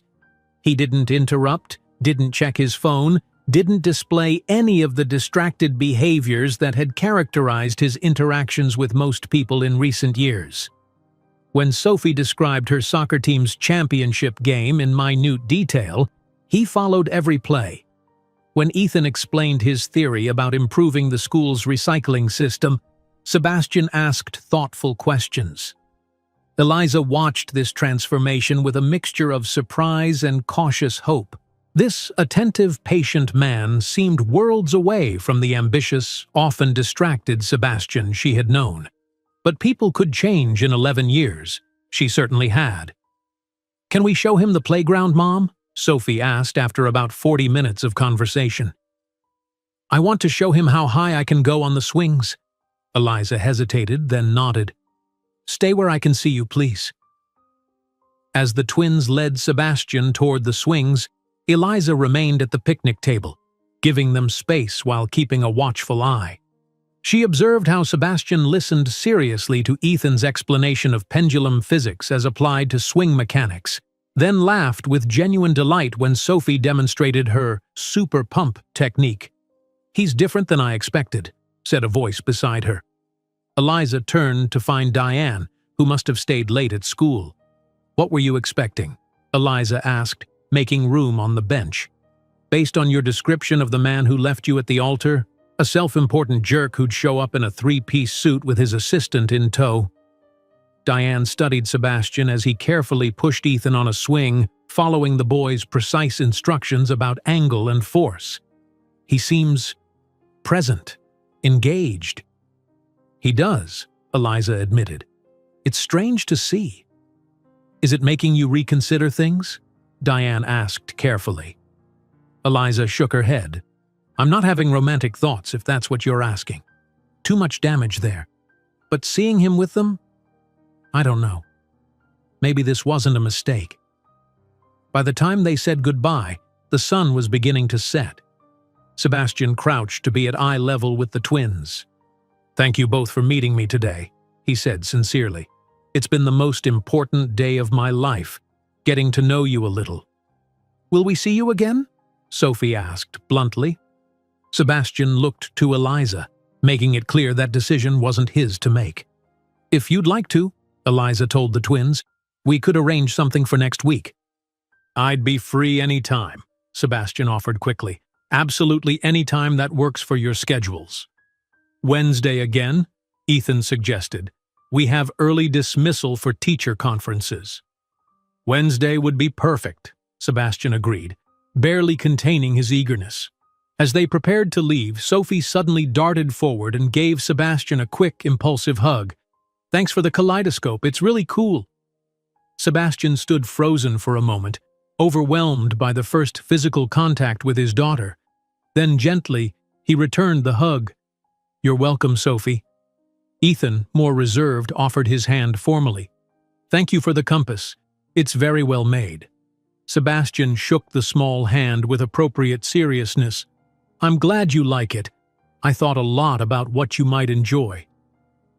As Eliza led the twins away, Sebastian remained by the swings, watching until they disappeared from view. The playground had mostly emptied now, the afternoon's energy fading with the daylight. He sat heavily on a swing, emotions he had suppressed for years crashing over him like waves. He had children, beautiful, brilliant, complicated children. Children who carried his DNA, his mannerisms, his expressions, but who had been shaped by Eliza's love, her values, her unwavering commitment. For the first time since he was a boy, Sebastian Cole cried in public, tears of grief for the years lost, tears of gratitude for this second chance, tears of determination that he would never again allow fear or family pressure to separate him from what truly mattered. As darkness settled over the playground, Sebastian finally rose and walked toward his waiting car, already counting the hours until next Wednesday. "So, what did you think?" Eliza asked as they walked home, a twin on either side. "He's not what I expected," Ethan said thoughtfully, echoing Diane's earlier comment. "He's quieter." "I thought he'd be more like those businessmen in movies," Sophie added. "All bossy and talking on phones. But he just listened a lot." "And he knew actual science." Ethan sounded impressed. "Not just fake grown-up science." "I think he was nervous," Sophie declared, "like when I had to give that presentation about dolphins and my stomach felt funny." Eliza smiled at the comparison. "I think you're right. It's a big deal meeting your children for the first time." "He seemed sad sometimes," Ethan observed quietly, "when he talked about his home being empty." Eliza's heart constricted. Trust Ethan to perceive the emotional currents beneath the surface. "I think Sebastian has realized he made choices that left him without the things that matter most, like family." "Well, now he knows us," Sophie stated practically, "so he won't be as lonely." "It's not that simple, sweetheart," Eliza cautioned. "We're just getting to know each other. Building relationships takes time." "But we will see him again, right?" Ethan asked, a note of unexpected concern in his voice. "Yes," Eliza confirmed, "if that's what you both want." The twins nodded in unison, and Eliza felt a curious mixture of emotions, relief that the meeting had gone well, pride in her children's compassion and maturity, and a strange, unexpected feeling that something long broken was beginning, very tentatively, to mend. Over the next month, Wednesday afternoons became sacred territory on Sebastian's calendar. Meredith had standing instructions to block those hours without exception. No calls, no meetings, nothing that could intrude on his time with Ethan and Sophie. The playground had given way to other venues as their comfort with each other grew. The Natural History Museum, where Ethan had enthralled them all with his encyclopedic knowledge of dinosaurs, Central Park, where Sophie had demonstrated her impressive soccer skills, a robotics workshop where both twins had excelled at building simple machines. Today marked their 5th meeting, a milestone Sebastian approached with both excitement and trepidation. Each encounter had been a delicate dance of getting to know each other without pushing too hard or expecting too much. He'd been careful to follow Eliza's lead, to respect the boundaries she set, to understand that he was a visitor in the lives she had built. He arrived at the Queen's Museum of Art 15 minutes early, waiting by the entrance, as agreed. Eliza had suggested this location, explaining that both children had been begging to see the panorama of the city of New York, the massive scale model depicting all 5 boroughs in meticulous detail. When they arrived, Sebastian noticed a subtle change in their dynamic. Rather than Eliza walking between the twins as she had at previous meetings, Sophie bounded ahead while Ethan walked at his mother's side, engaged in quiet conversation. They looked more relaxed, less like they were approaching a formal visitation, and more like they were meeting a familiar friend. "Sebastian!" Sophie called out, waving enthusiastically. She'd dropped the formal Mr. Cole after their second meeting, while Ethan still wavered between the two forms of address. "Hello there," Sebastian greeted them warmly. "I've been looking forward to this all week." "Wait until you see the panorama," Sophie gushed. "Mom says it's like being a giant looking down on the whole city." "I read that it took a team of people 3 years to build it for the 1964 World's Fair," Ethan added, adjusting his glasses. "And they've updated it periodically to reflect changes in the city's architecture." Sebastian smiled at Ethan's knowledge. "That's impressive research." "He looked it up specifically to tell you," Sophie stage whispered, earning an embarrassed glare from her brother. This small revelation, that Ethan had prepared for their visit, had wanted to share information with Sebastian, caused a warm flutter in his chest. These small signs of acceptance meant everything to him. "I'm glad he did," Sebastian responded seriously. "I love learning new things from both of you." Eliza, who had been observing this exchange with her usual watchful expression, stepped forward. "Shall we head inside? They have a special exhibit on urban architecture that I thought might interest all of you." The museum was relatively quiet on a Wednesday afternoon, allowing them to move freely between exhibits. At the panorama, Sebastian lifted Sophie so she could better see specific landmarks, while Ethan methodically circled the entire display, studying it from every angle. "Look, there's our school!" Sophie pointed excitedly to the tiny model of Roosevelt Elementary. "And Grandma's house must be somewhere over there." Sebastian followed her gaze, struck by how this intricate model represented the physical context of his children's lives. The neighborhoods, streets, and buildings that shaped their daily experiences, all previously unknown to him. "Can you find where you live?" Ethan asked Sebastian, looking up from his careful study of Lower Manhattan. "Right about there," Sebastian pointed to the Upper East Side, "in one of these tall buildings overlooking the park." "That's far from us," Sophie observed. "Do you have to drive a long time to come see us?" "About 30 minutes, depending on traffic," Sebastian answered. "But it's worth every minute." Eliza, who had been giving them space while remaining within sight, approached as Sophie skipped ahead to the next display. "She's warming up to you quickly," she commented quietly. "Sophie tends to lead with her heart." "And Ethan?" Sebastian asked, watching as his son meticulously photographed sections of the panorama with the disposable camera Sebastian had given him on their third meeting. "Ethan processes things deeply before committing," Eliza explained. "But when he does commit, it's absolute. The fact that he researched the exhibit to share information with you, that's significant." Sebastian nodded, appreciating her insight. "Thank you for allowing this, Eliza, for giving me the chance to know them." Something in her expression softened. "They needed this too, I think, more than I realized." They followed the twins to an interactive exhibit about bridge construction, where Ethan was already explaining tension and compression forces to his sister. Sebastian joined them, adding information from his engineering courses at university, knowledge that had mostly lain dormant during years of focusing on finance and corporate strategy. You actually know a lot about this stuff, Sophie said, sounding impressed as Sebastian helped them construct a small suspension bridge.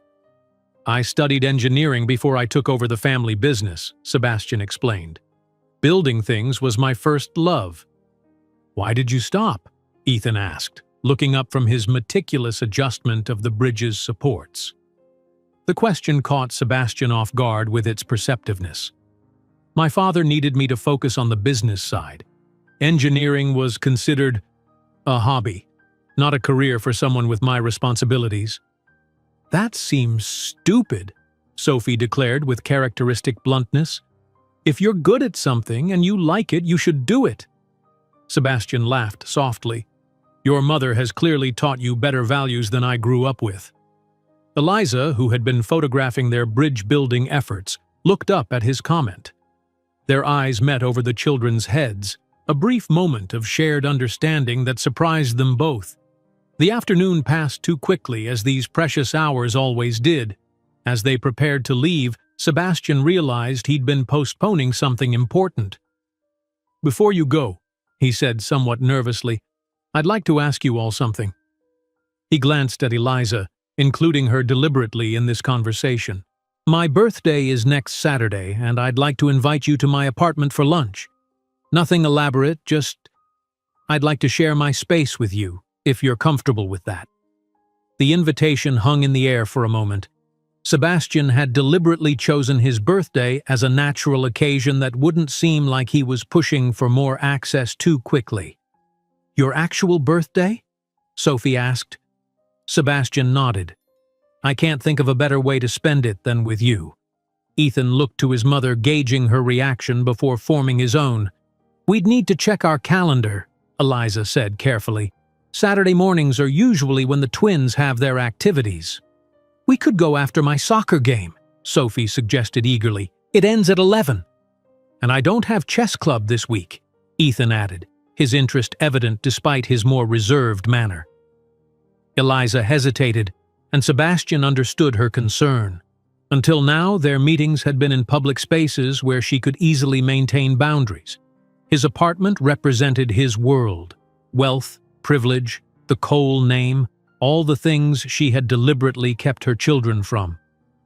I understand if it's too soon, he offered, giving her an easy out. No, Eliza said after a moment. I think we can make that work. But Sebastian, please keep it simple. They don't need to be impressed. Of course, he assured her, tamping down his instinct to plan an elaborate celebration. Just lunch and maybe some birthday cake. Nothing extravagant. As they parted ways outside the museum, Sophie gave Sebastian what had become her customary hug goodbye.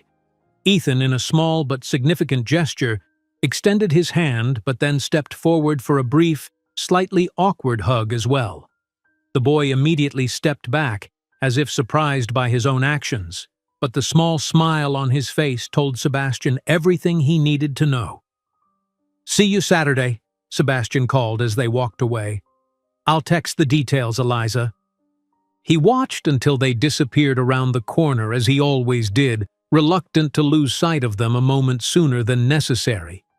Only when they were gone did he notice the Blacktown car parked across the street, a car that should not have been there since he had deliberately dismissed his driver for the afternoon, preferring to take a taxi to avoid the conspicuous wealth signaled by his usual transportation. Sebastian's blood ran cold as the rear window lowered, revealing his father's stern face. William Cole beckoned imperiously, his expression promising an unpleasant conversation. For a moment, Sebastian considered walking away, but he knew his father. William would simply redouble his efforts to interfere, perhaps in ways that could impact Eliza and the twins directly. "How long have you been following me?" Sebastian demanded as he slid into the car beside his father.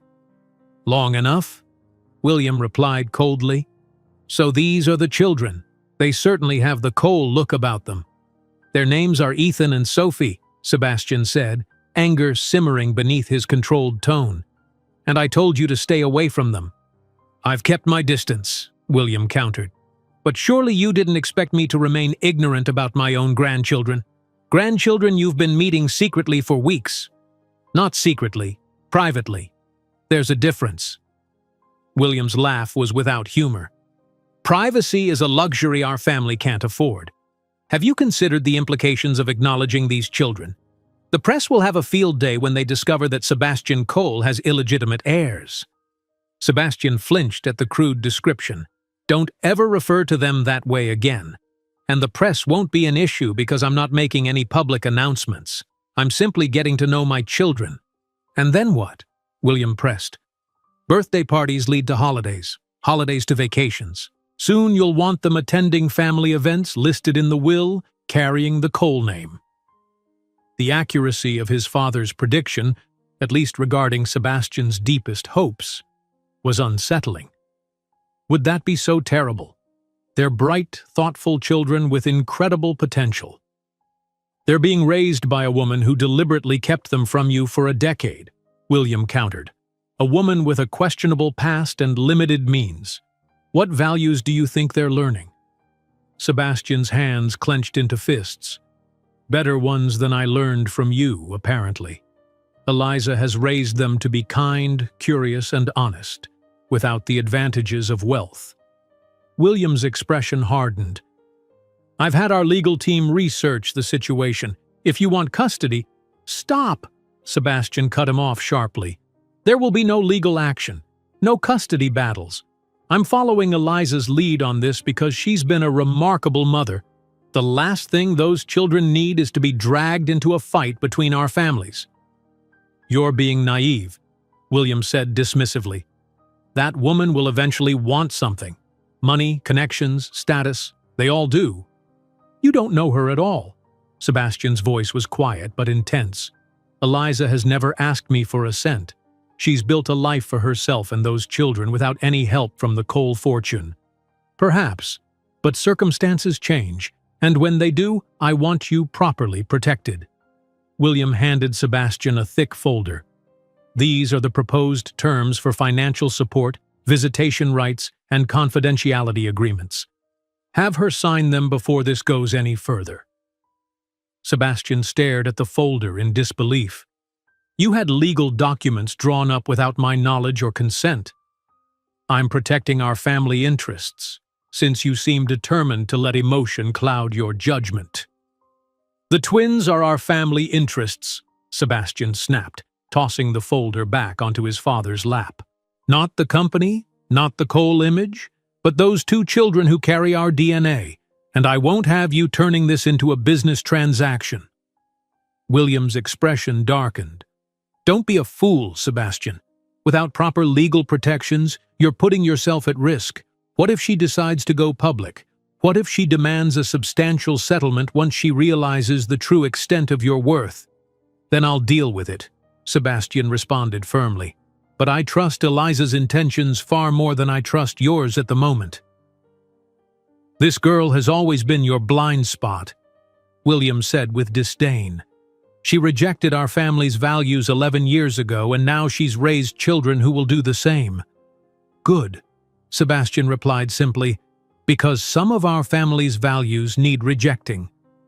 The atmosphere in the car grew frigid with tension. Finally, William spoke again, his voice dangerously soft. You're making a mistake, Sebastian, one that could cost you everything we've built. No, Sebastian countered as the car pulled up to his building. My mistake was 11 years ago when I let you convince me that family reputation mattered more than actual family. He opened the door, pausing before he exited. Stay away from Ethan and Sophie. This is your only warning. As the car pulled away, Sebastian stood on the sidewalk, unsettled by the confrontation. He had no illusions about his father. William Cole did not make threats lightly, nor did he abandon courses of action he believed were necessary. The coming days would require vigilance to ensure his father didn't take matters into his own hands. But more immediate was the question of whether to tell Eliza about this encounter. She deserved to know that William was aware of the twins, but Sebastian feared such information might cause her to retreat, to protect her children by limiting his access to them. As he rode the elevator to his penthouse, Sebastian made a decision. He would tell Eliza everything: his father's surveillance, the legal documents, the veiled threats. Their relationship had been damaged years ago by secrets and manipulation. He wouldn't make the same mistake again. He pulled out his phone and texted, "Need to speak with you privately before Saturday. Important matter regarding my father. Can we meet tomorrow after school?" Her response came quickly. "The twins have dentist appointments. Friday morning, coffee at Bluebird, 10 a.m.? "I'll be there," he replied, adding after a moment's thought, "Thank you for today. Seeing Ethan and Sophie is the brightest part of my week." No response came to this more personal message, but Sebastian hadn't expected one. Eliza maintained careful boundaries in their communications, cordial but never warm, focused exclusively on arrangements for the twins. Whether this was for her own emotional protection or to prevent him from misinterpreting her cooperation, he respected her choice. What mattered was protecting what they were slowly building, this fragile bridge between two worlds, constructed one careful afternoon at a time, for the sake of two remarkable children who deserved to know both sides of their heritage without being caught in the crossfire of adult conflicts. The Bluebird Cafe was quieter on Friday morning than during their first meeting months ago. Eliza arrived early, selecting the same corner booth they had occupied before. She ordered green tea this time instead of coffee, hoping it might calm her nerves. Sebastian's text about his father had triggered all her protective instincts. William Cole had been the architect of her heartbreak 11 years ago, and she had no desire to let him anywhere near her children. When Sebastian entered, she noticed immediately that something was wrong. The confident businessman was gone, replaced by someone visibly tense with shadows under his eyes suggesting a sleepless night. "Thank you for meeting me," he said, sliding into the booth. "Your text sounded urgent," Eliza replied. "Has something happened with your father?" Sebastian ordered coffee, waiting until the waitress retreated before answering. "He was following me on Wednesday. He saw us at the museum, saw the twins." Eliza's blood ran cold. "How long has he been watching you?" "Watching us?" "I don't know for certain," Sebastian admitted, "but based on what he said, I think Wednesday was the first time he actually saw the children. He's been aware of our meetings, though." "And what exactly does he want?" Eliza asked, her voice tight. Sebastian reached into his briefcase and pulled out the folder his father had given him. He had legal documents drawn up, support agreements, visitation schedules, confidentiality clauses, all without my knowledge or consent. Eliza took the folder with reluctant fingers, scanning its contents with growing alarm. "He wants me to sign away the twins' right to ever speak publicly about their connection to the Cole family? And this gag order would prevent them from even acknowledging you as their father except in approved circumstances?" "Among other things," Sebastian confirmed, his disgust evident. "I refused to give these to you. I told him I wouldn't turn this into a legal transaction." "But you brought them anyway," Eliza observed, closing the folder. "Because you deserve to know exactly what we're dealing with," Sebastian explained. "My father isn't going to simply accept my relationship with Ethan and Sophie. He sees them as potential threats to the Cole reputation, especially with his political ambitions." Eliza pushed the folder back across the table, her jaw set. "I don't want his money, Sebastian. I've managed for 11 years without Cole resources, and will continue to do so." "I know that," Sebastian said quickly. "Believe me, if there's one thing I've learned about you, it's that you value independence above financial security." "It's not about pride," Eliza corrected him. "It's about protecting my children from exactly this kind of manipulation. Your father tried to control you through money and status, and he's attempting to do the same with the twins." Sebastian nodded, looking pained. "You're right, and I've spent my adult life playing into that system, allowing myself to be controlled through expectations about the Cole legacy." Eliza studied him for a moment, seeing beyond her own anger to the conflict evident in his expression. "What did you tell him? About our arrangements regarding the twins?"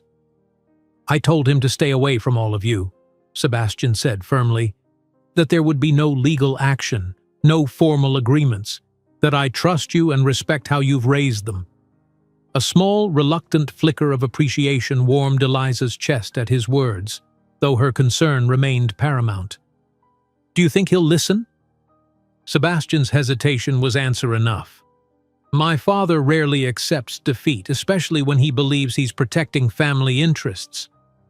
"Then maybe we should reconsider Saturday," Eliza suggested, though she hated the thought of disappointing the twins. "If he's watching you, your apartment might not be safe."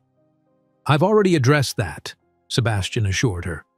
"I've changed all the security codes, restricted elevator access to my floor, and hired independent security, not coal industries personnel, to monitor the building entrance. My father won't get within 100 feet of the twins." Eliza was surprised by the thoroughness of his precautions. "You've taken this seriously." "Of course I have," Sebastian said, looking slightly offended at the implication he might not have. "Ethan and Sophie's safety is my absolute priority." The conviction in his voice was impossible to doubt. Eliza sat back, processing everything.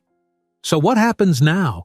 Do we just continue as if your father isn't plotting to control our children's connection to your family?" "I'm working on a longer-term solution," Sebastian replied carefully. "My father's power largely comes from his position as chairman of coal industries. I've been speaking with board members, building support for a leadership transition that would move him to an emeritus role." Eliza's eyebrows rose. "You're staging a corporate coup against your own father?" "I'm accelerating a transition that was already in the works," Sebastian corrected. "And I'm doing it because I've realized his judgment is compromised by outdated values and excessive concern with appearances over substance." "Because of the twins," Eliza stated. "Partly," Sebastian acknowledged, "but this has been building for years. Seeing how he reacted to Ethan and Sophie just confirmed what I already knew, that his leadership style and priorities are increasingly at odds with the company's future direction and my own values." Eliza took a sip of her tea, contemplating this revelation. The Sebastian she had known 11 years ago would never have challenged his father's authority so directly. Perhaps he had changed more than she had given him credit for. "Do you think you'll succeed?" she asked. "I have majority support on the board," Sebastian confirmed. "The vote is scheduled for next Friday. Once it's done, my father will retain his title and benefits, but his operational control will be significantly reduced. He won't be able to use company resources for personal vendettas." "Including surveillance of your activities with the twins," Eliza concluded. Sebastian nodded. "Exactly." They sat in silence for a moment, the weight of the situation settling between them. Finally, Eliza spoke. "Thank you for telling me the truth, for not hiding this."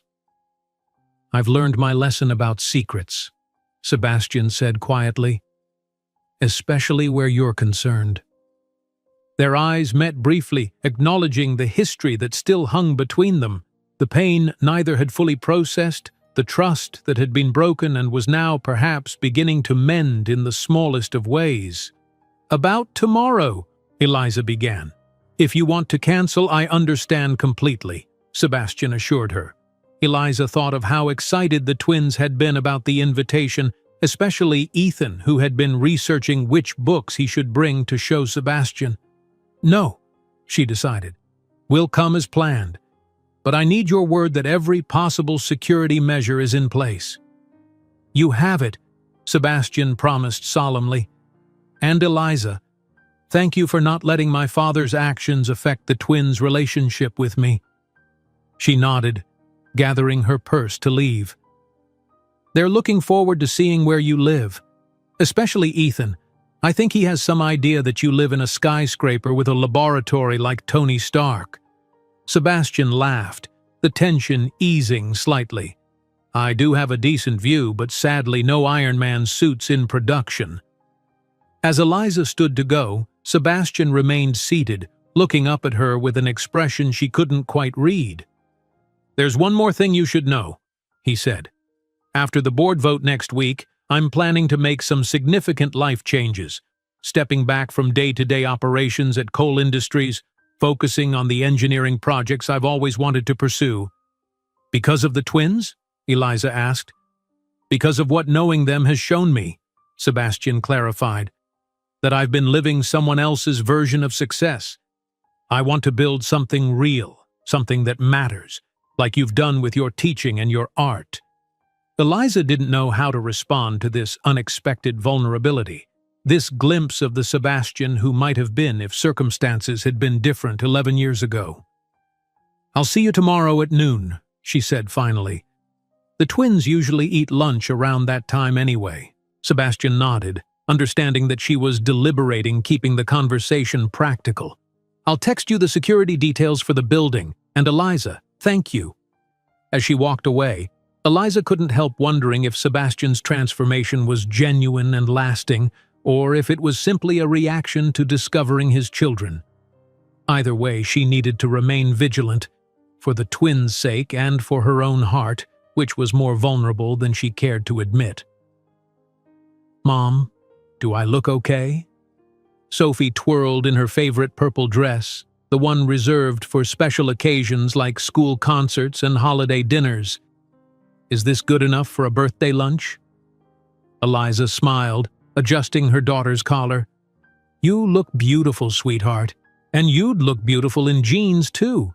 Remember, Sebastian wants to spend time with you, not with your fancy clothes. I know, but it's his birthday, Sophie reasoned, and he always dresses so nice when he sees us. From his bedroom doorway, Ethan observed this exchange with his usual quiet assessment.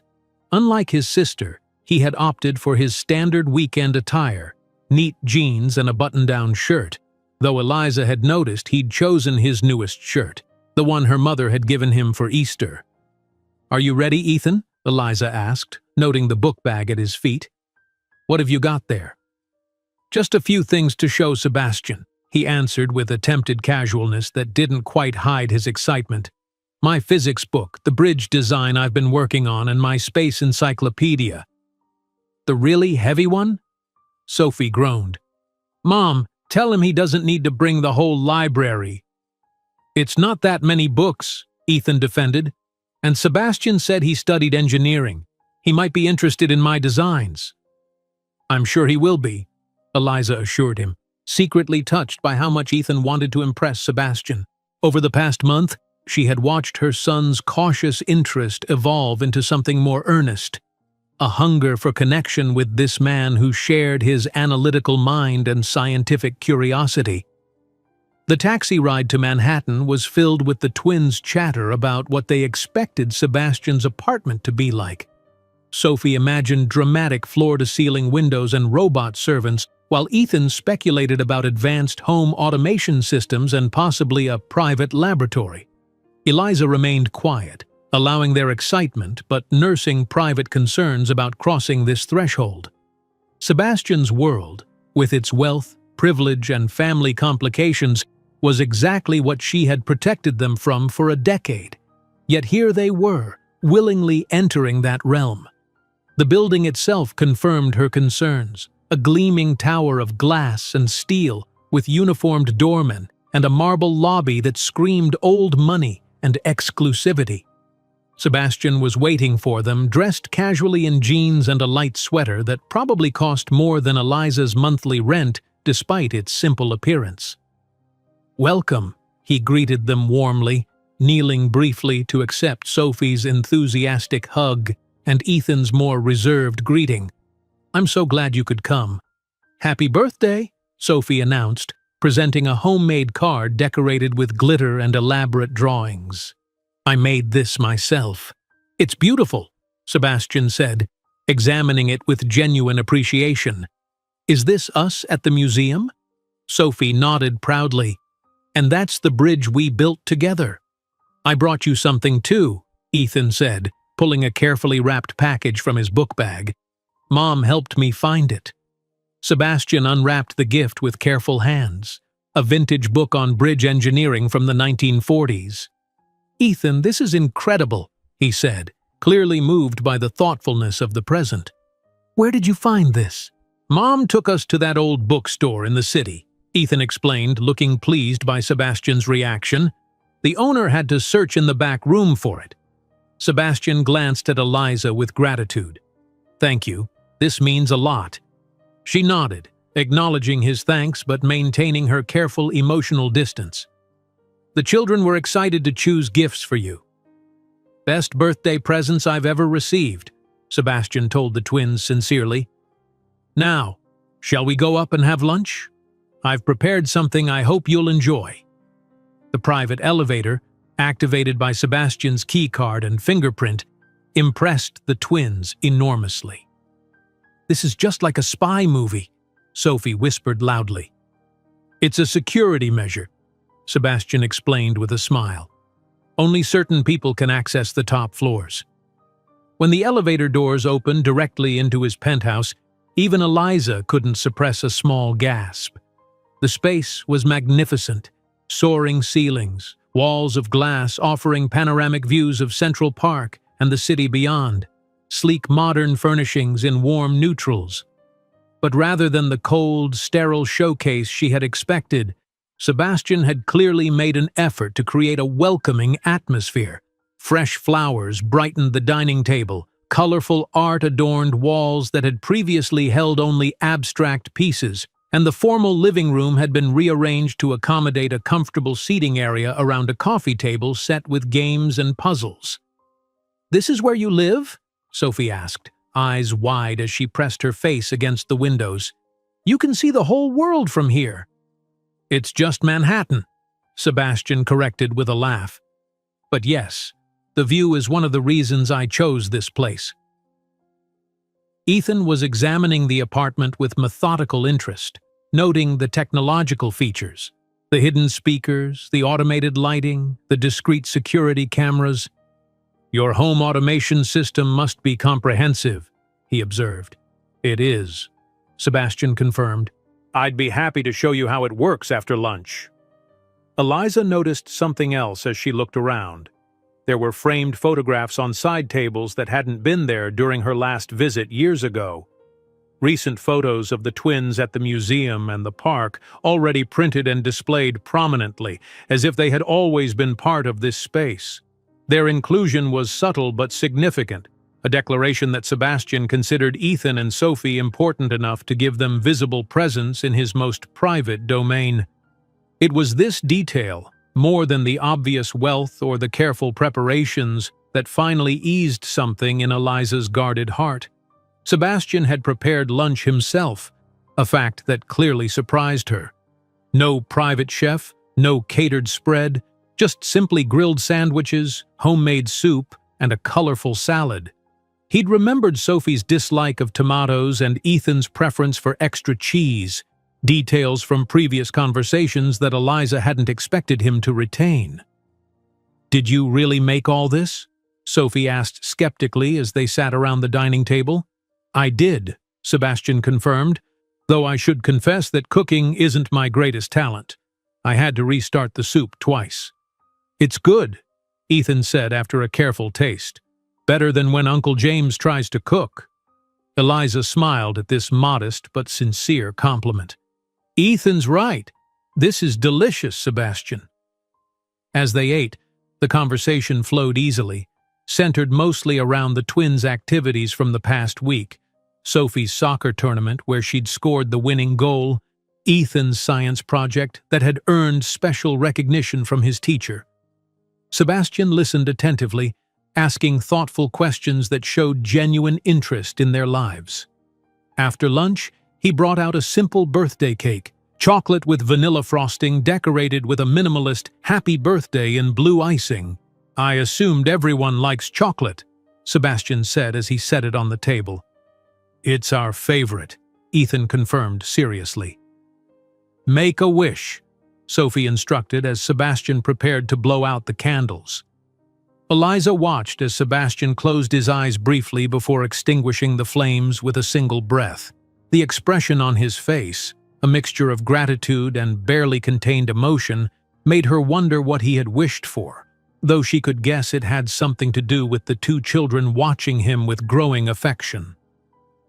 As they enjoyed the cake, Eliza realized how natural this felt, the four of them sharing a meal, celebrating a birthday, building small but significant connections. Despite her lingering caution, despite the complications of William Cole's interference and the complex history between her and Sebastian, there was something undeniably right about this moment. For the first time, she allowed herself to consider that maybe, just maybe, Sebastian's presence in the twins' lives could be more blessing than complication. The coal industry's boardroom hummed with tense anticipation. 14 board members sat around the massive mahogany table with William Cole at one end and Sebastian at the other, a physical manifestation of their opposing positions. Sebastian had spent the week securing votes, making calls, having private dinners with key board members. Now, as the secretary called for the vote on the leadership transition proposal, he maintained a calm exterior despite his racing heart. Those in favor of transitioning William Cole to chairman emeritus and appointing Sebastian Cole as executive chairman, please signify by raising your hand. Sebastian watched as hands rose one by one. 8, 9, 10. A clear majority. He had done it. William's face remained impassive, though the slight tightening of his jaw betrayed his fury. The secretary confirmed the count and formally announced the result. The motion carries. Effective immediately, William Cole will assume the role of chairman emeritus, with Sebastian Cole serving as executive chairman. Congratulations, Mr. Cole. Board members offered handshakes and congratulations as the meeting adjourned, but Sebastian's attention remained fixed on his father, who sat unmoving at the far end of the table. Once the room had cleared, William finally spoke. "You think this changes anything?" His voice was deceptively quiet. "The Cole legacy has always been bigger than corporate titles." "This isn't about titles," Sebastian replied, approaching his father. "It's about ensuring the company moves forward with values that reflect more than just appearances and power." William stood, straightening his impeccable suit. Values like acknowledging illegitimate children, undermining decades of careful reputation management for sentimentality, values like honesty, integrity, and actual human connection, Sebastian countered. The things that matter more than what appears in the society pages or political endorsements. "Those children will never truly be Coles," William said coldly. "Their mother made sure of that when she raised them in obscurity, teaching them values contrary to everything this family represents." Sebastian leaned forward, his voice low but intense. "That's where you're wrong, Father. Ethan and Sophie embodied the best of what the Cole name could represent: intelligence, creativity, compassion, things I lost sight of while trying to live up to your expectations."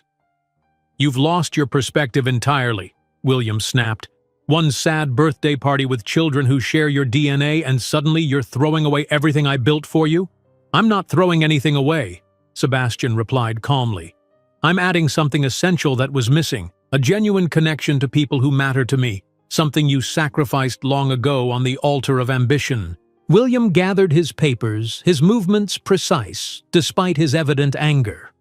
"You'll regret this decision when those children and their mother eventually reveal their true intentions. Money always reveals people's character, Sebastian. And when they come asking for the Cole fortune, remember that I warned you." Sebastian shook his head, pitying his father's inability to understand. "They haven't asked for anything, Father. Not money, not the Cole name, not even acknowledgement of their connection to us. Eliza has raised them to value things that can't be bought." "Everyone has a price," William insisted, moving toward the door. "You just haven't discovered theirs yet." After his father left, Sebastian remained in the boardroom, letting the significance of the day's events wash over him.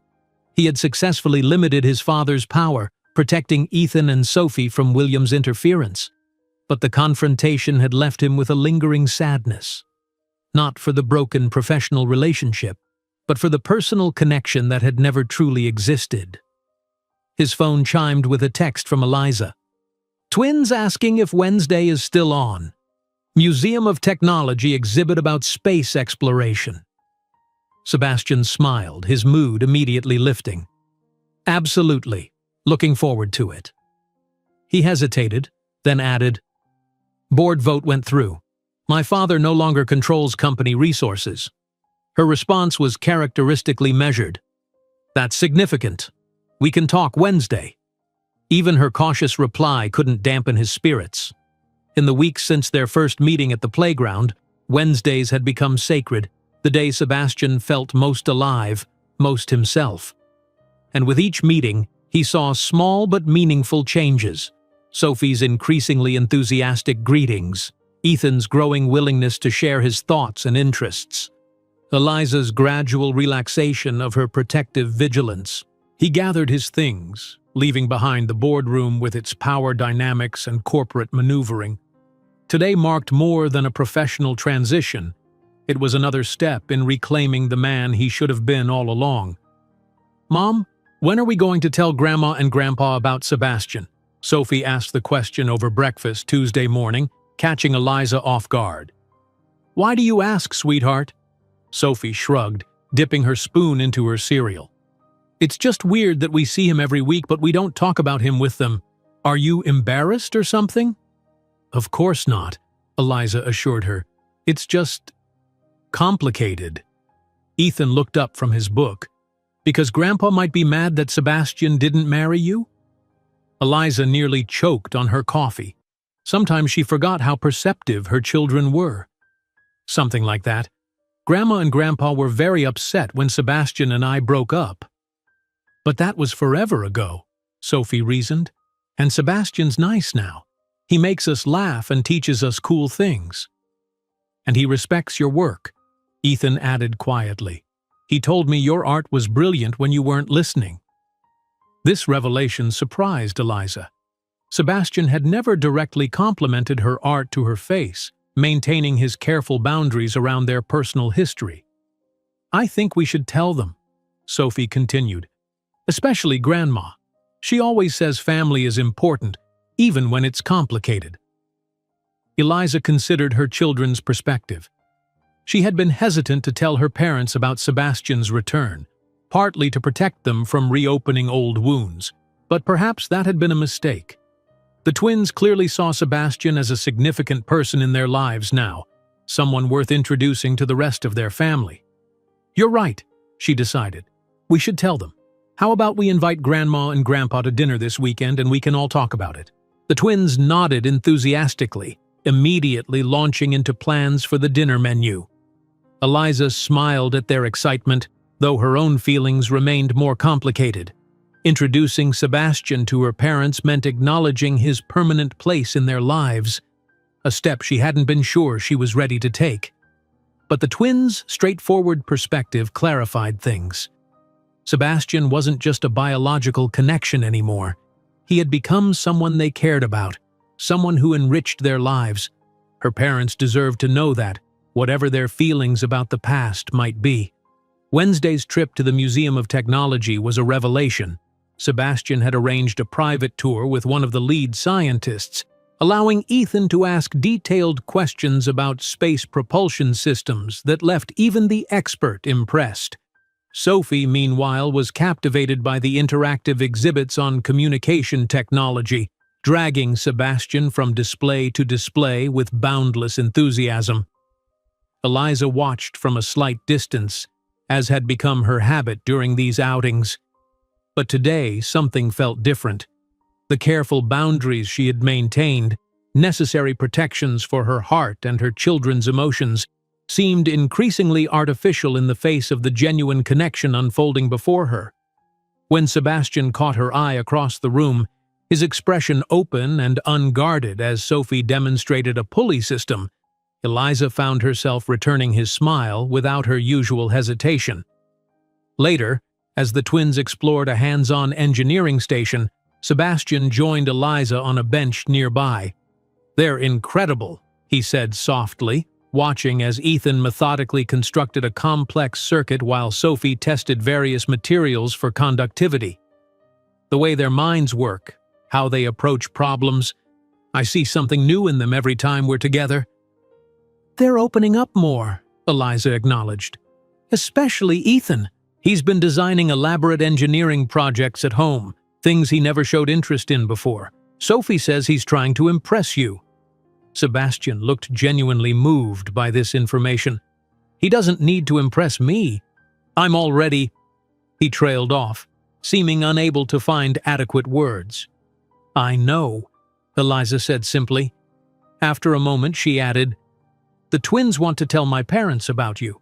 They're asking why we've been keeping these visits secret from the family." Sebastian turned to her, surprise evident in his expression. "What did you tell them?" "That it's complicated," Eliza replied with a small smile. "But they're right. My parents should know. I'm planning to tell them this weekend." "How do you think they'll react?" Eliza considered the question. "My mother will be cautiously optimistic. My father, he'll need more convincing. He was the one who had to walk me back down the aisle after you didn't show up." Sebastian winced at the reminder. "I deserve whatever judgment he passes." "Perhaps," Eliza conceded, "but the twins see something in you worth knowing, worth sharing with their grandparents. That counts for a lot." "Thank you," Sebastian said quietly, "for allowing this relationship to develop, despite everything that happened between us." Before Eliza could respond, her phone rang. She glanced at the screen and frowned. "It's my father. He never calls during school hours unless it's important." "Take it," Sebastian encouraged. "I'll watch the twins." Eliza stepped away, answering with concern. "Dad, is everything okay?" "There's someone here at the house." Her father's voice was tight with anger. "A man claiming to represent the Cole family. He's asking questions about you and the twins, saying he's conducting a standard inquiry on behalf of William Cole." Eliza's blood ran cold. "What kind of questions?" "About your finances, the twins' education, whether you've ever requested money from the Coles." "Eliza, what's going on? Are you in some kind of trouble with Sebastian's family?" "No, Dad, it's complicated. Sebastian has been seeing the twins, getting to know them. His father doesn't approve." A long silence followed this revelation. "Sebastian Cole is back in your life? After what he did?" "Not in my life," Eliza clarified quickly. "In the twins' lives, as their father." Another pause. "You should have told us, Eliza." "I know. We were planning to this weekend. But Dad, about this man, did he leave anything? Business card? Documents?" "He left after I refused to answer his questions and threatened to call the police. But he did leave this." Her father's voice changed as he apparently took a photo of something. "I'm sending it to you now." Moments later, Eliza's phone chimed with an incoming message. The image showed a business card for a private investigation firm with a handwritten note on the back. "William Cole seeks information regarding E. Bryant and dependents. Compensation available for cooperation." Eliza's hands shook with fury and fear. Despite Sebastian's efforts to curtail his father's power, William was still pursuing his own agenda, still treating her and the twins as threats to be investigated and controlled. She returned to Sebastian, who immediately recognized something was wrong. "What happened?" "Your father sent a private investigator to my parents' house," she said, keeping her voice low to avoid alerting the twins. "He's looking for information about us, offering money for cooperation." Sebastian's expression darkened with anger. "I'll handle this. I promise you, Eliza, he won't get away with this." "This is exactly what I was afraid of," Eliza said, struggling to maintain her composure. "Your father sees us as a problem to be managed, a potential scandal to be contained. The twins don't deserve to be treated this way." "No, they don't," Sebastian agreed, his voice tight with controlled rage. "And neither do you. I thought the board vote would be enough to limit his interference, but clearly he's using personal resources now." "What can you even do about it?" Eliza asked. "He's your father. He's determined to protect what he sees as his family's interests." Sebastian's expression hardened with resolve. "There are lines even William Cole can't cross without consequences. Trust me, Eliza, this ends today." As they gathered the twins to leave, Eliza noticed how Sebastian's demeanor had changed. The relaxed, happy man who had been helping Sophie with her conductivity experiment was gone, replaced by someone focused and determined.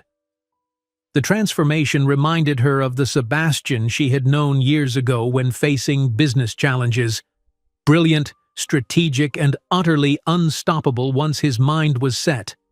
For the first time since he had re-entered their lives, Eliza was genuinely glad for the power and influence that came with the Cole name, because now those resources weren't being used against her and the twins, they were being deployed to protect them. As they parted outside the museum, Sebastian spoke quietly while the twins were distracted by a street performer. "I need to deal with my father immediately, but I don't want to miss our dinner with your parents this weekend. That is, if you still want me there." Eliza hesitated only briefly. "Saturday at 7. My mother's making her famous lasagna." Sebastian nodded, his expression softening momentarily. "I'll be there. And Eliza, I'm sorry about my father. This is exactly what I've been trying to prevent." "I know," she acknowledged. "Just make sure it stops, Sebastian. For good." "It will," he promised, his voice carrying an unmistakable certainty. The twins deserve better than to be treated as potential liabilities. They're Coles, whether my father accepts that or not. As Eliza guided the twins toward the subway, she found herself trusting Sebastian's promise in a way she hadn't trusted him in years. Whatever happened next with William Cole, she was certain of one thing. Sebastian would not allow his father to harm their children, no matter what it cost him personally. That certainty, more than anything else that had happened in the past months, began to heal something long broken inside her. William Cole's private study had always intimidated Sebastian as a child. The dark mahogany paneling, the imposing desk, the walls lined with photographs of William shaking hands with presidents and prime ministers. It had been designed to project power, to remind visitors of the Cole family's influence and status. Now, as Sebastian strode in without knocking, that atmosphere of intimidation felt hollow. A carefully constructed facade, just like so much else in his father's world. William looked up from his desk, irritation flashing across his features. "I'm in the middle of something important." "More important than your invasion of my children's privacy?" Sebastian countered, tossing the private investigator's business card onto the desk. "You sent someone to interrogate Eliza's parents." William didn't deny it. "Standard due diligence. If you weren't so blinded by sentiment, you'd have done it yourself." "There will be no more due diligence," Sebastian stated firmly. "No more private investigators, no more surveillance, no more legal maneuvers. It ends today." William leaned back in his chair, studying his son with cold assessment. "Or what? You'll cut me off from my own grandchildren? Children I've never even been allowed to meet? They're not pawns in some corporate power play," Sebastian replied.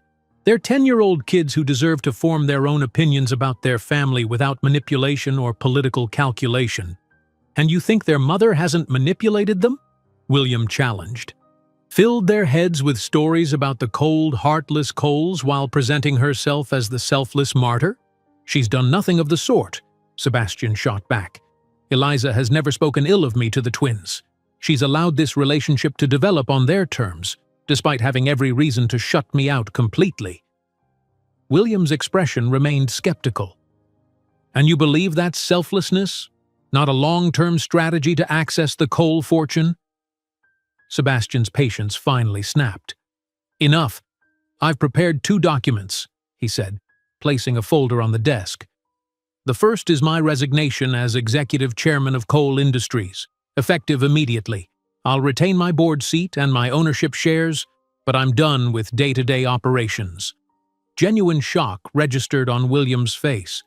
"You're throwing away your birthright over this? Your responsibility to the family legacy?" "I'm choosing a different legacy," Sebastian corrected him. "One based on actual relationships rather than power and appearances." "And the second document?" William asked, his voice dangerously quiet. "A restraining order," Sebastian replied evenly. "Already filed with the court this morning. It legally prevents you from approaching, contacting, or investigating Eliza Bryant, Ethan Bryant, or Sophie Bryant without their explicit consent. Violation would result in significant legal consequences. William's face flushed with anger. You would legally restrain your own father after everything I've built for you? I would protect my children from anyone who treats them as liabilities rather than people, Sebastian answered without hesitation. Even you. He moved toward the door, then paused. I'm not cutting you out of their lives permanently, Father. That choice isn't mine to make. It will be theirs when they're old enough to understand the full situation. If you want any chance of a relationship with them someday, you'll respect their boundaries now. William remained silent, his expression unreadable as Sebastian left, closing the door with quiet finality behind him. In his car, Sebastian took a deep breath, the weight of decades lifting from his shoulders. His phone chimed with a text from Eliza. Everything okay? Twins asking about Saturday dinner. He smiled, typing, all handled, looking forward to Saturday. What can I bring? Her response came quickly. Just yourself. That's enough. Eliza's childhood home hadn't changed much over the years. The same comfortable furniture, family photos covering the walls, the familiar scent of her mother's cooking. But today, the atmosphere was charged with nervous energy as her parents prepared to meet Sebastian for the first time in 11 years. He's late, her father noted, checking his watch for the third time in 10 minutes. He's not late, Dad, Eliza corrected gently. He's got 5 more minutes. The twins were unusually quiet, sensing the tension. Sophie had changed outfits twice, finally settling on a dress her grandmother had bought her for Christmas. Ethan sat with perfect posture in the living room armchair, the book Sebastian had given him about space exploration open on his lap, though he hadn't turned a page in 20 minutes. The doorbell rang precisely at 7. Patricia gave her daughter's hand a supportive squeeze before going to answer it. Sebastian, Eliza heard her mother say, her tone carefully neutral. Please come in. He entered carrying a bouquet of lilies, Patricia's favorite flowers. Eliza realized with surprise. He must have remembered from all those years ago. Mrs. Bryant, Sebastian greeted her mother, offering the flowers. Thank you for inviting me into your home. Patricia, please, her mother corrected, accepting the bouquet with a small smile. We've moved beyond formalities, I think. Robert Bryant stood in the doorway to the living room, his expression guarded as he assessed the man who had broken his daughter's heart. Sebastian. Mr. Bryant, Sebastian approached, extending his hand. It's good to see you again, sir. After a moment's hesitation, Robert accepted the handshake. We'll see about that. Dad, Eliza murmured in gentle admonishment. It's all right, Sebastian assured her. Your father has every right to his caution. The twins broke the tension, Sophie rushing forward to show Sebastian her new soccer trophy, while Ethan carefully explained the star chart he'd been creating based on the book Sebastian had given him. Their natural enthusiasm around him did more to ease the atmosphere than any words could have. Dinner was initially awkward, with conversation revolving safely around the twins' activities and achievements. But gradually, as glasses of wine were refilled and Patricia's lasagna worked its magic, something shifted. Sebastian answered Robert's direct questions about his intentions with unflinching honesty, acknowledged his past mistakes without excuses, and spoke about the twins with such evident pride and affection that even Eliza's father began to soften. So you've left your position at Coal Industries? Patricia asked as they moved to dessert. Sebastian nodded. I'm transitioning to a consulting role that will give me more flexibility. I'm also establishing a new engineering firm focused on sustainable infrastructure projects, something I've wanted to do for years. Because of the twins? Robert asked bluntly. Partly, Sebastian acknowledged. Knowing them has changed my priorities in profound ways, but also because I've realized I've been living someone else's version of success for too long. And your father? Patricia inquired carefully. How has he responded to all this? Sebastian glanced at Eliza, who nodded slightly, indicating he should be honest. "Not well," he admitted, "but I've taken steps to ensure he can't interfere with Eliza or the twins." "The investigator who came here," Robert concluded, "won't be returning," Sebastian assured him firmly. "You have my word on that." After dinner, while Patricia showed the twins how to make her secret recipe cannoli filling in the kitchen, Robert pulled Sebastian aside to the small back porch. Eliza followed, concerned about what her protective father might say. "Eliza tells me you didn't know about the twins," Robert began without preamble. "That she made that decision herself." "That's correct," Sebastian confirmed, "though I understand why she felt it necessary given the circumstances." Robert nodded slowly.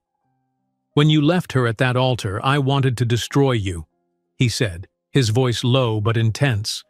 "My little girl in that wedding dress waiting for hours while you sent some assistant to deliver the news you weren't coming. Do you have any idea what that did to her?" "Dad," Eliza interjected, but Sebastian gently shook his head. "I deserve this," he told her before turning back to Robert. "I can't undo the pain I caused, sir. It was the greatest mistake of my life, and I will regret it until my dying day. All I can do now is be the father those children deserve and never again let fear or outside influence dictate my actions." Robert studied him for a long moment. "Those kids think the world of you already. Sophie talks about you non-stop, and Ethan, he's never connected with anyone the way he connects with you. Don't you dare let them down." "I won't," Sebastian promised solemnly. "They're the most important people in my life now." Robert seemed satisfied with this response. With a brief nod to his daughter, he went back inside, leaving Eliza and Sebastian alone on the darkened porch. "That went better than I expected," Sebastian said quietly. "He's protective," Eliza explained, "but he's always put the twins' happiness first." They stood in comfortable silence for a moment, listening to the muffled sounds of laughter from the kitchen where Sophie was undoubtedly making a mess with the cannoli filling. "Thank you for this," Sebastian said finally, "for allowing me into their lives, into your family. I know it couldn't have been an easy decision." "It wasn't," Eliza admitted, "but seeing you with them, how you listen to them, respect them as individuals, I couldn't keep denying them that connection." Sebastian turned to face her fully, his expression serious. "I want you to know that I've set up trust funds for both of them, for education, primarily, managed independently from the Cole family assets. But I've structured it so you have complete control until they're adults. There are no strings attached, no Cole name requirements, nothing that would undermine your authority as their mother." Eliza stiffened slightly. "Sebastian, we've never asked for money." "I know," he assured her quickly, "and that's not what this is about. It's about acknowledging my responsibility to help provide for their future. You've carried that alone for 11 years, Eliza. You shouldn't have to anymore." After a moment's consideration, she nodded. "Thank you. That's thoughtful." "There's something else," Sebastian added, seeming hesitant for the first time that evening. "I've purchased a brownstone in Queens, about 15 minutes from your apartment. I'll be moving there next month once the renovations are complete." "You're moving to Queens?" Eliza couldn't hide her surprise. Sebastian Cole leaving his luxurious Manhattan penthouse for a borough he had once jokingly called the geographic manifestation of compromise. "I want to be closer to them," he explained simply. "To be able to attend school events, to help with homework, to be there for ordinary moments, not just special occasions." The significance of this decision, this complete reorientation of his life around the twins, struck Eliza deeply. This wasn't the Sebastian who had abandoned her 11 years ago, prioritizing family reputation over love. This was someone who had learned, grown, and discovered what truly mattered. "The twins will be thrilled," she said finally. "They'll probably want to help you decorate." Sebastian smiled. "I'm counting on it. Sophie has already informed me that my apartment has serious color deficiencies." Eliza laughed, the sound surprisingly free and genuine. That sounds like her. Their eyes met in the dim porch light, years of pain and misunderstanding giving way to something new. Not romance, not yet, perhaps not ever, but mutual respect, shared purpose, and the foundations of genuine friendship. "Mom, Sebastian," Sophie called from inside. "Grandma says the cannolis are ready and Ethan's already eaten too." "We should go in," Eliza said, but she didn't move immediately. Sebastian nodded, also lingering. "Eliza," he said quietly, "I know we can never go back to what we were before. Too much has happened, but I want you to know that I know," she interrupted gently. "Let's just take this one day at a time, for the twins." "For the twins," he agreed, though something in his eyes suggested hopes for more, eventually. Inside, they rejoined the family. Robert and Patricia, Sophie with powdered sugar on her cheeks, Ethan meticulously explaining the proper cannoli filling technique. As Sebastian took the seat the twins had saved between them, Eliza caught her mother's knowing glance. "What?" she whispered, as Patricia handed her a plate. "Nothing," her mother replied with a small smile. "Just that some things break only to come back together stronger in different ways." Eliza watched as Sebastian helped Sophie wipe powdered sugar from her dress, while simultaneously listening to Ethan's detailed analysis of the structural integrity of cannoli shells. The scene was so ordinary, so domestic, and yet so profoundly significant. The beginning of a new family configuration that none of them could have imagined months ago. The future remained uncertain. There would be complications, adjustments, moments of doubt. But looking at her children's faces, alight with the joy of finally having their father in their lives, Eliza knew that they had all found their way to exactly where they needed to be. Sometimes what breaks apart can indeed come back together, not as it was before, but as something new, something stronger, something built not on illusions of perfection, but on the hard-won wisdom of forgiveness and second chances.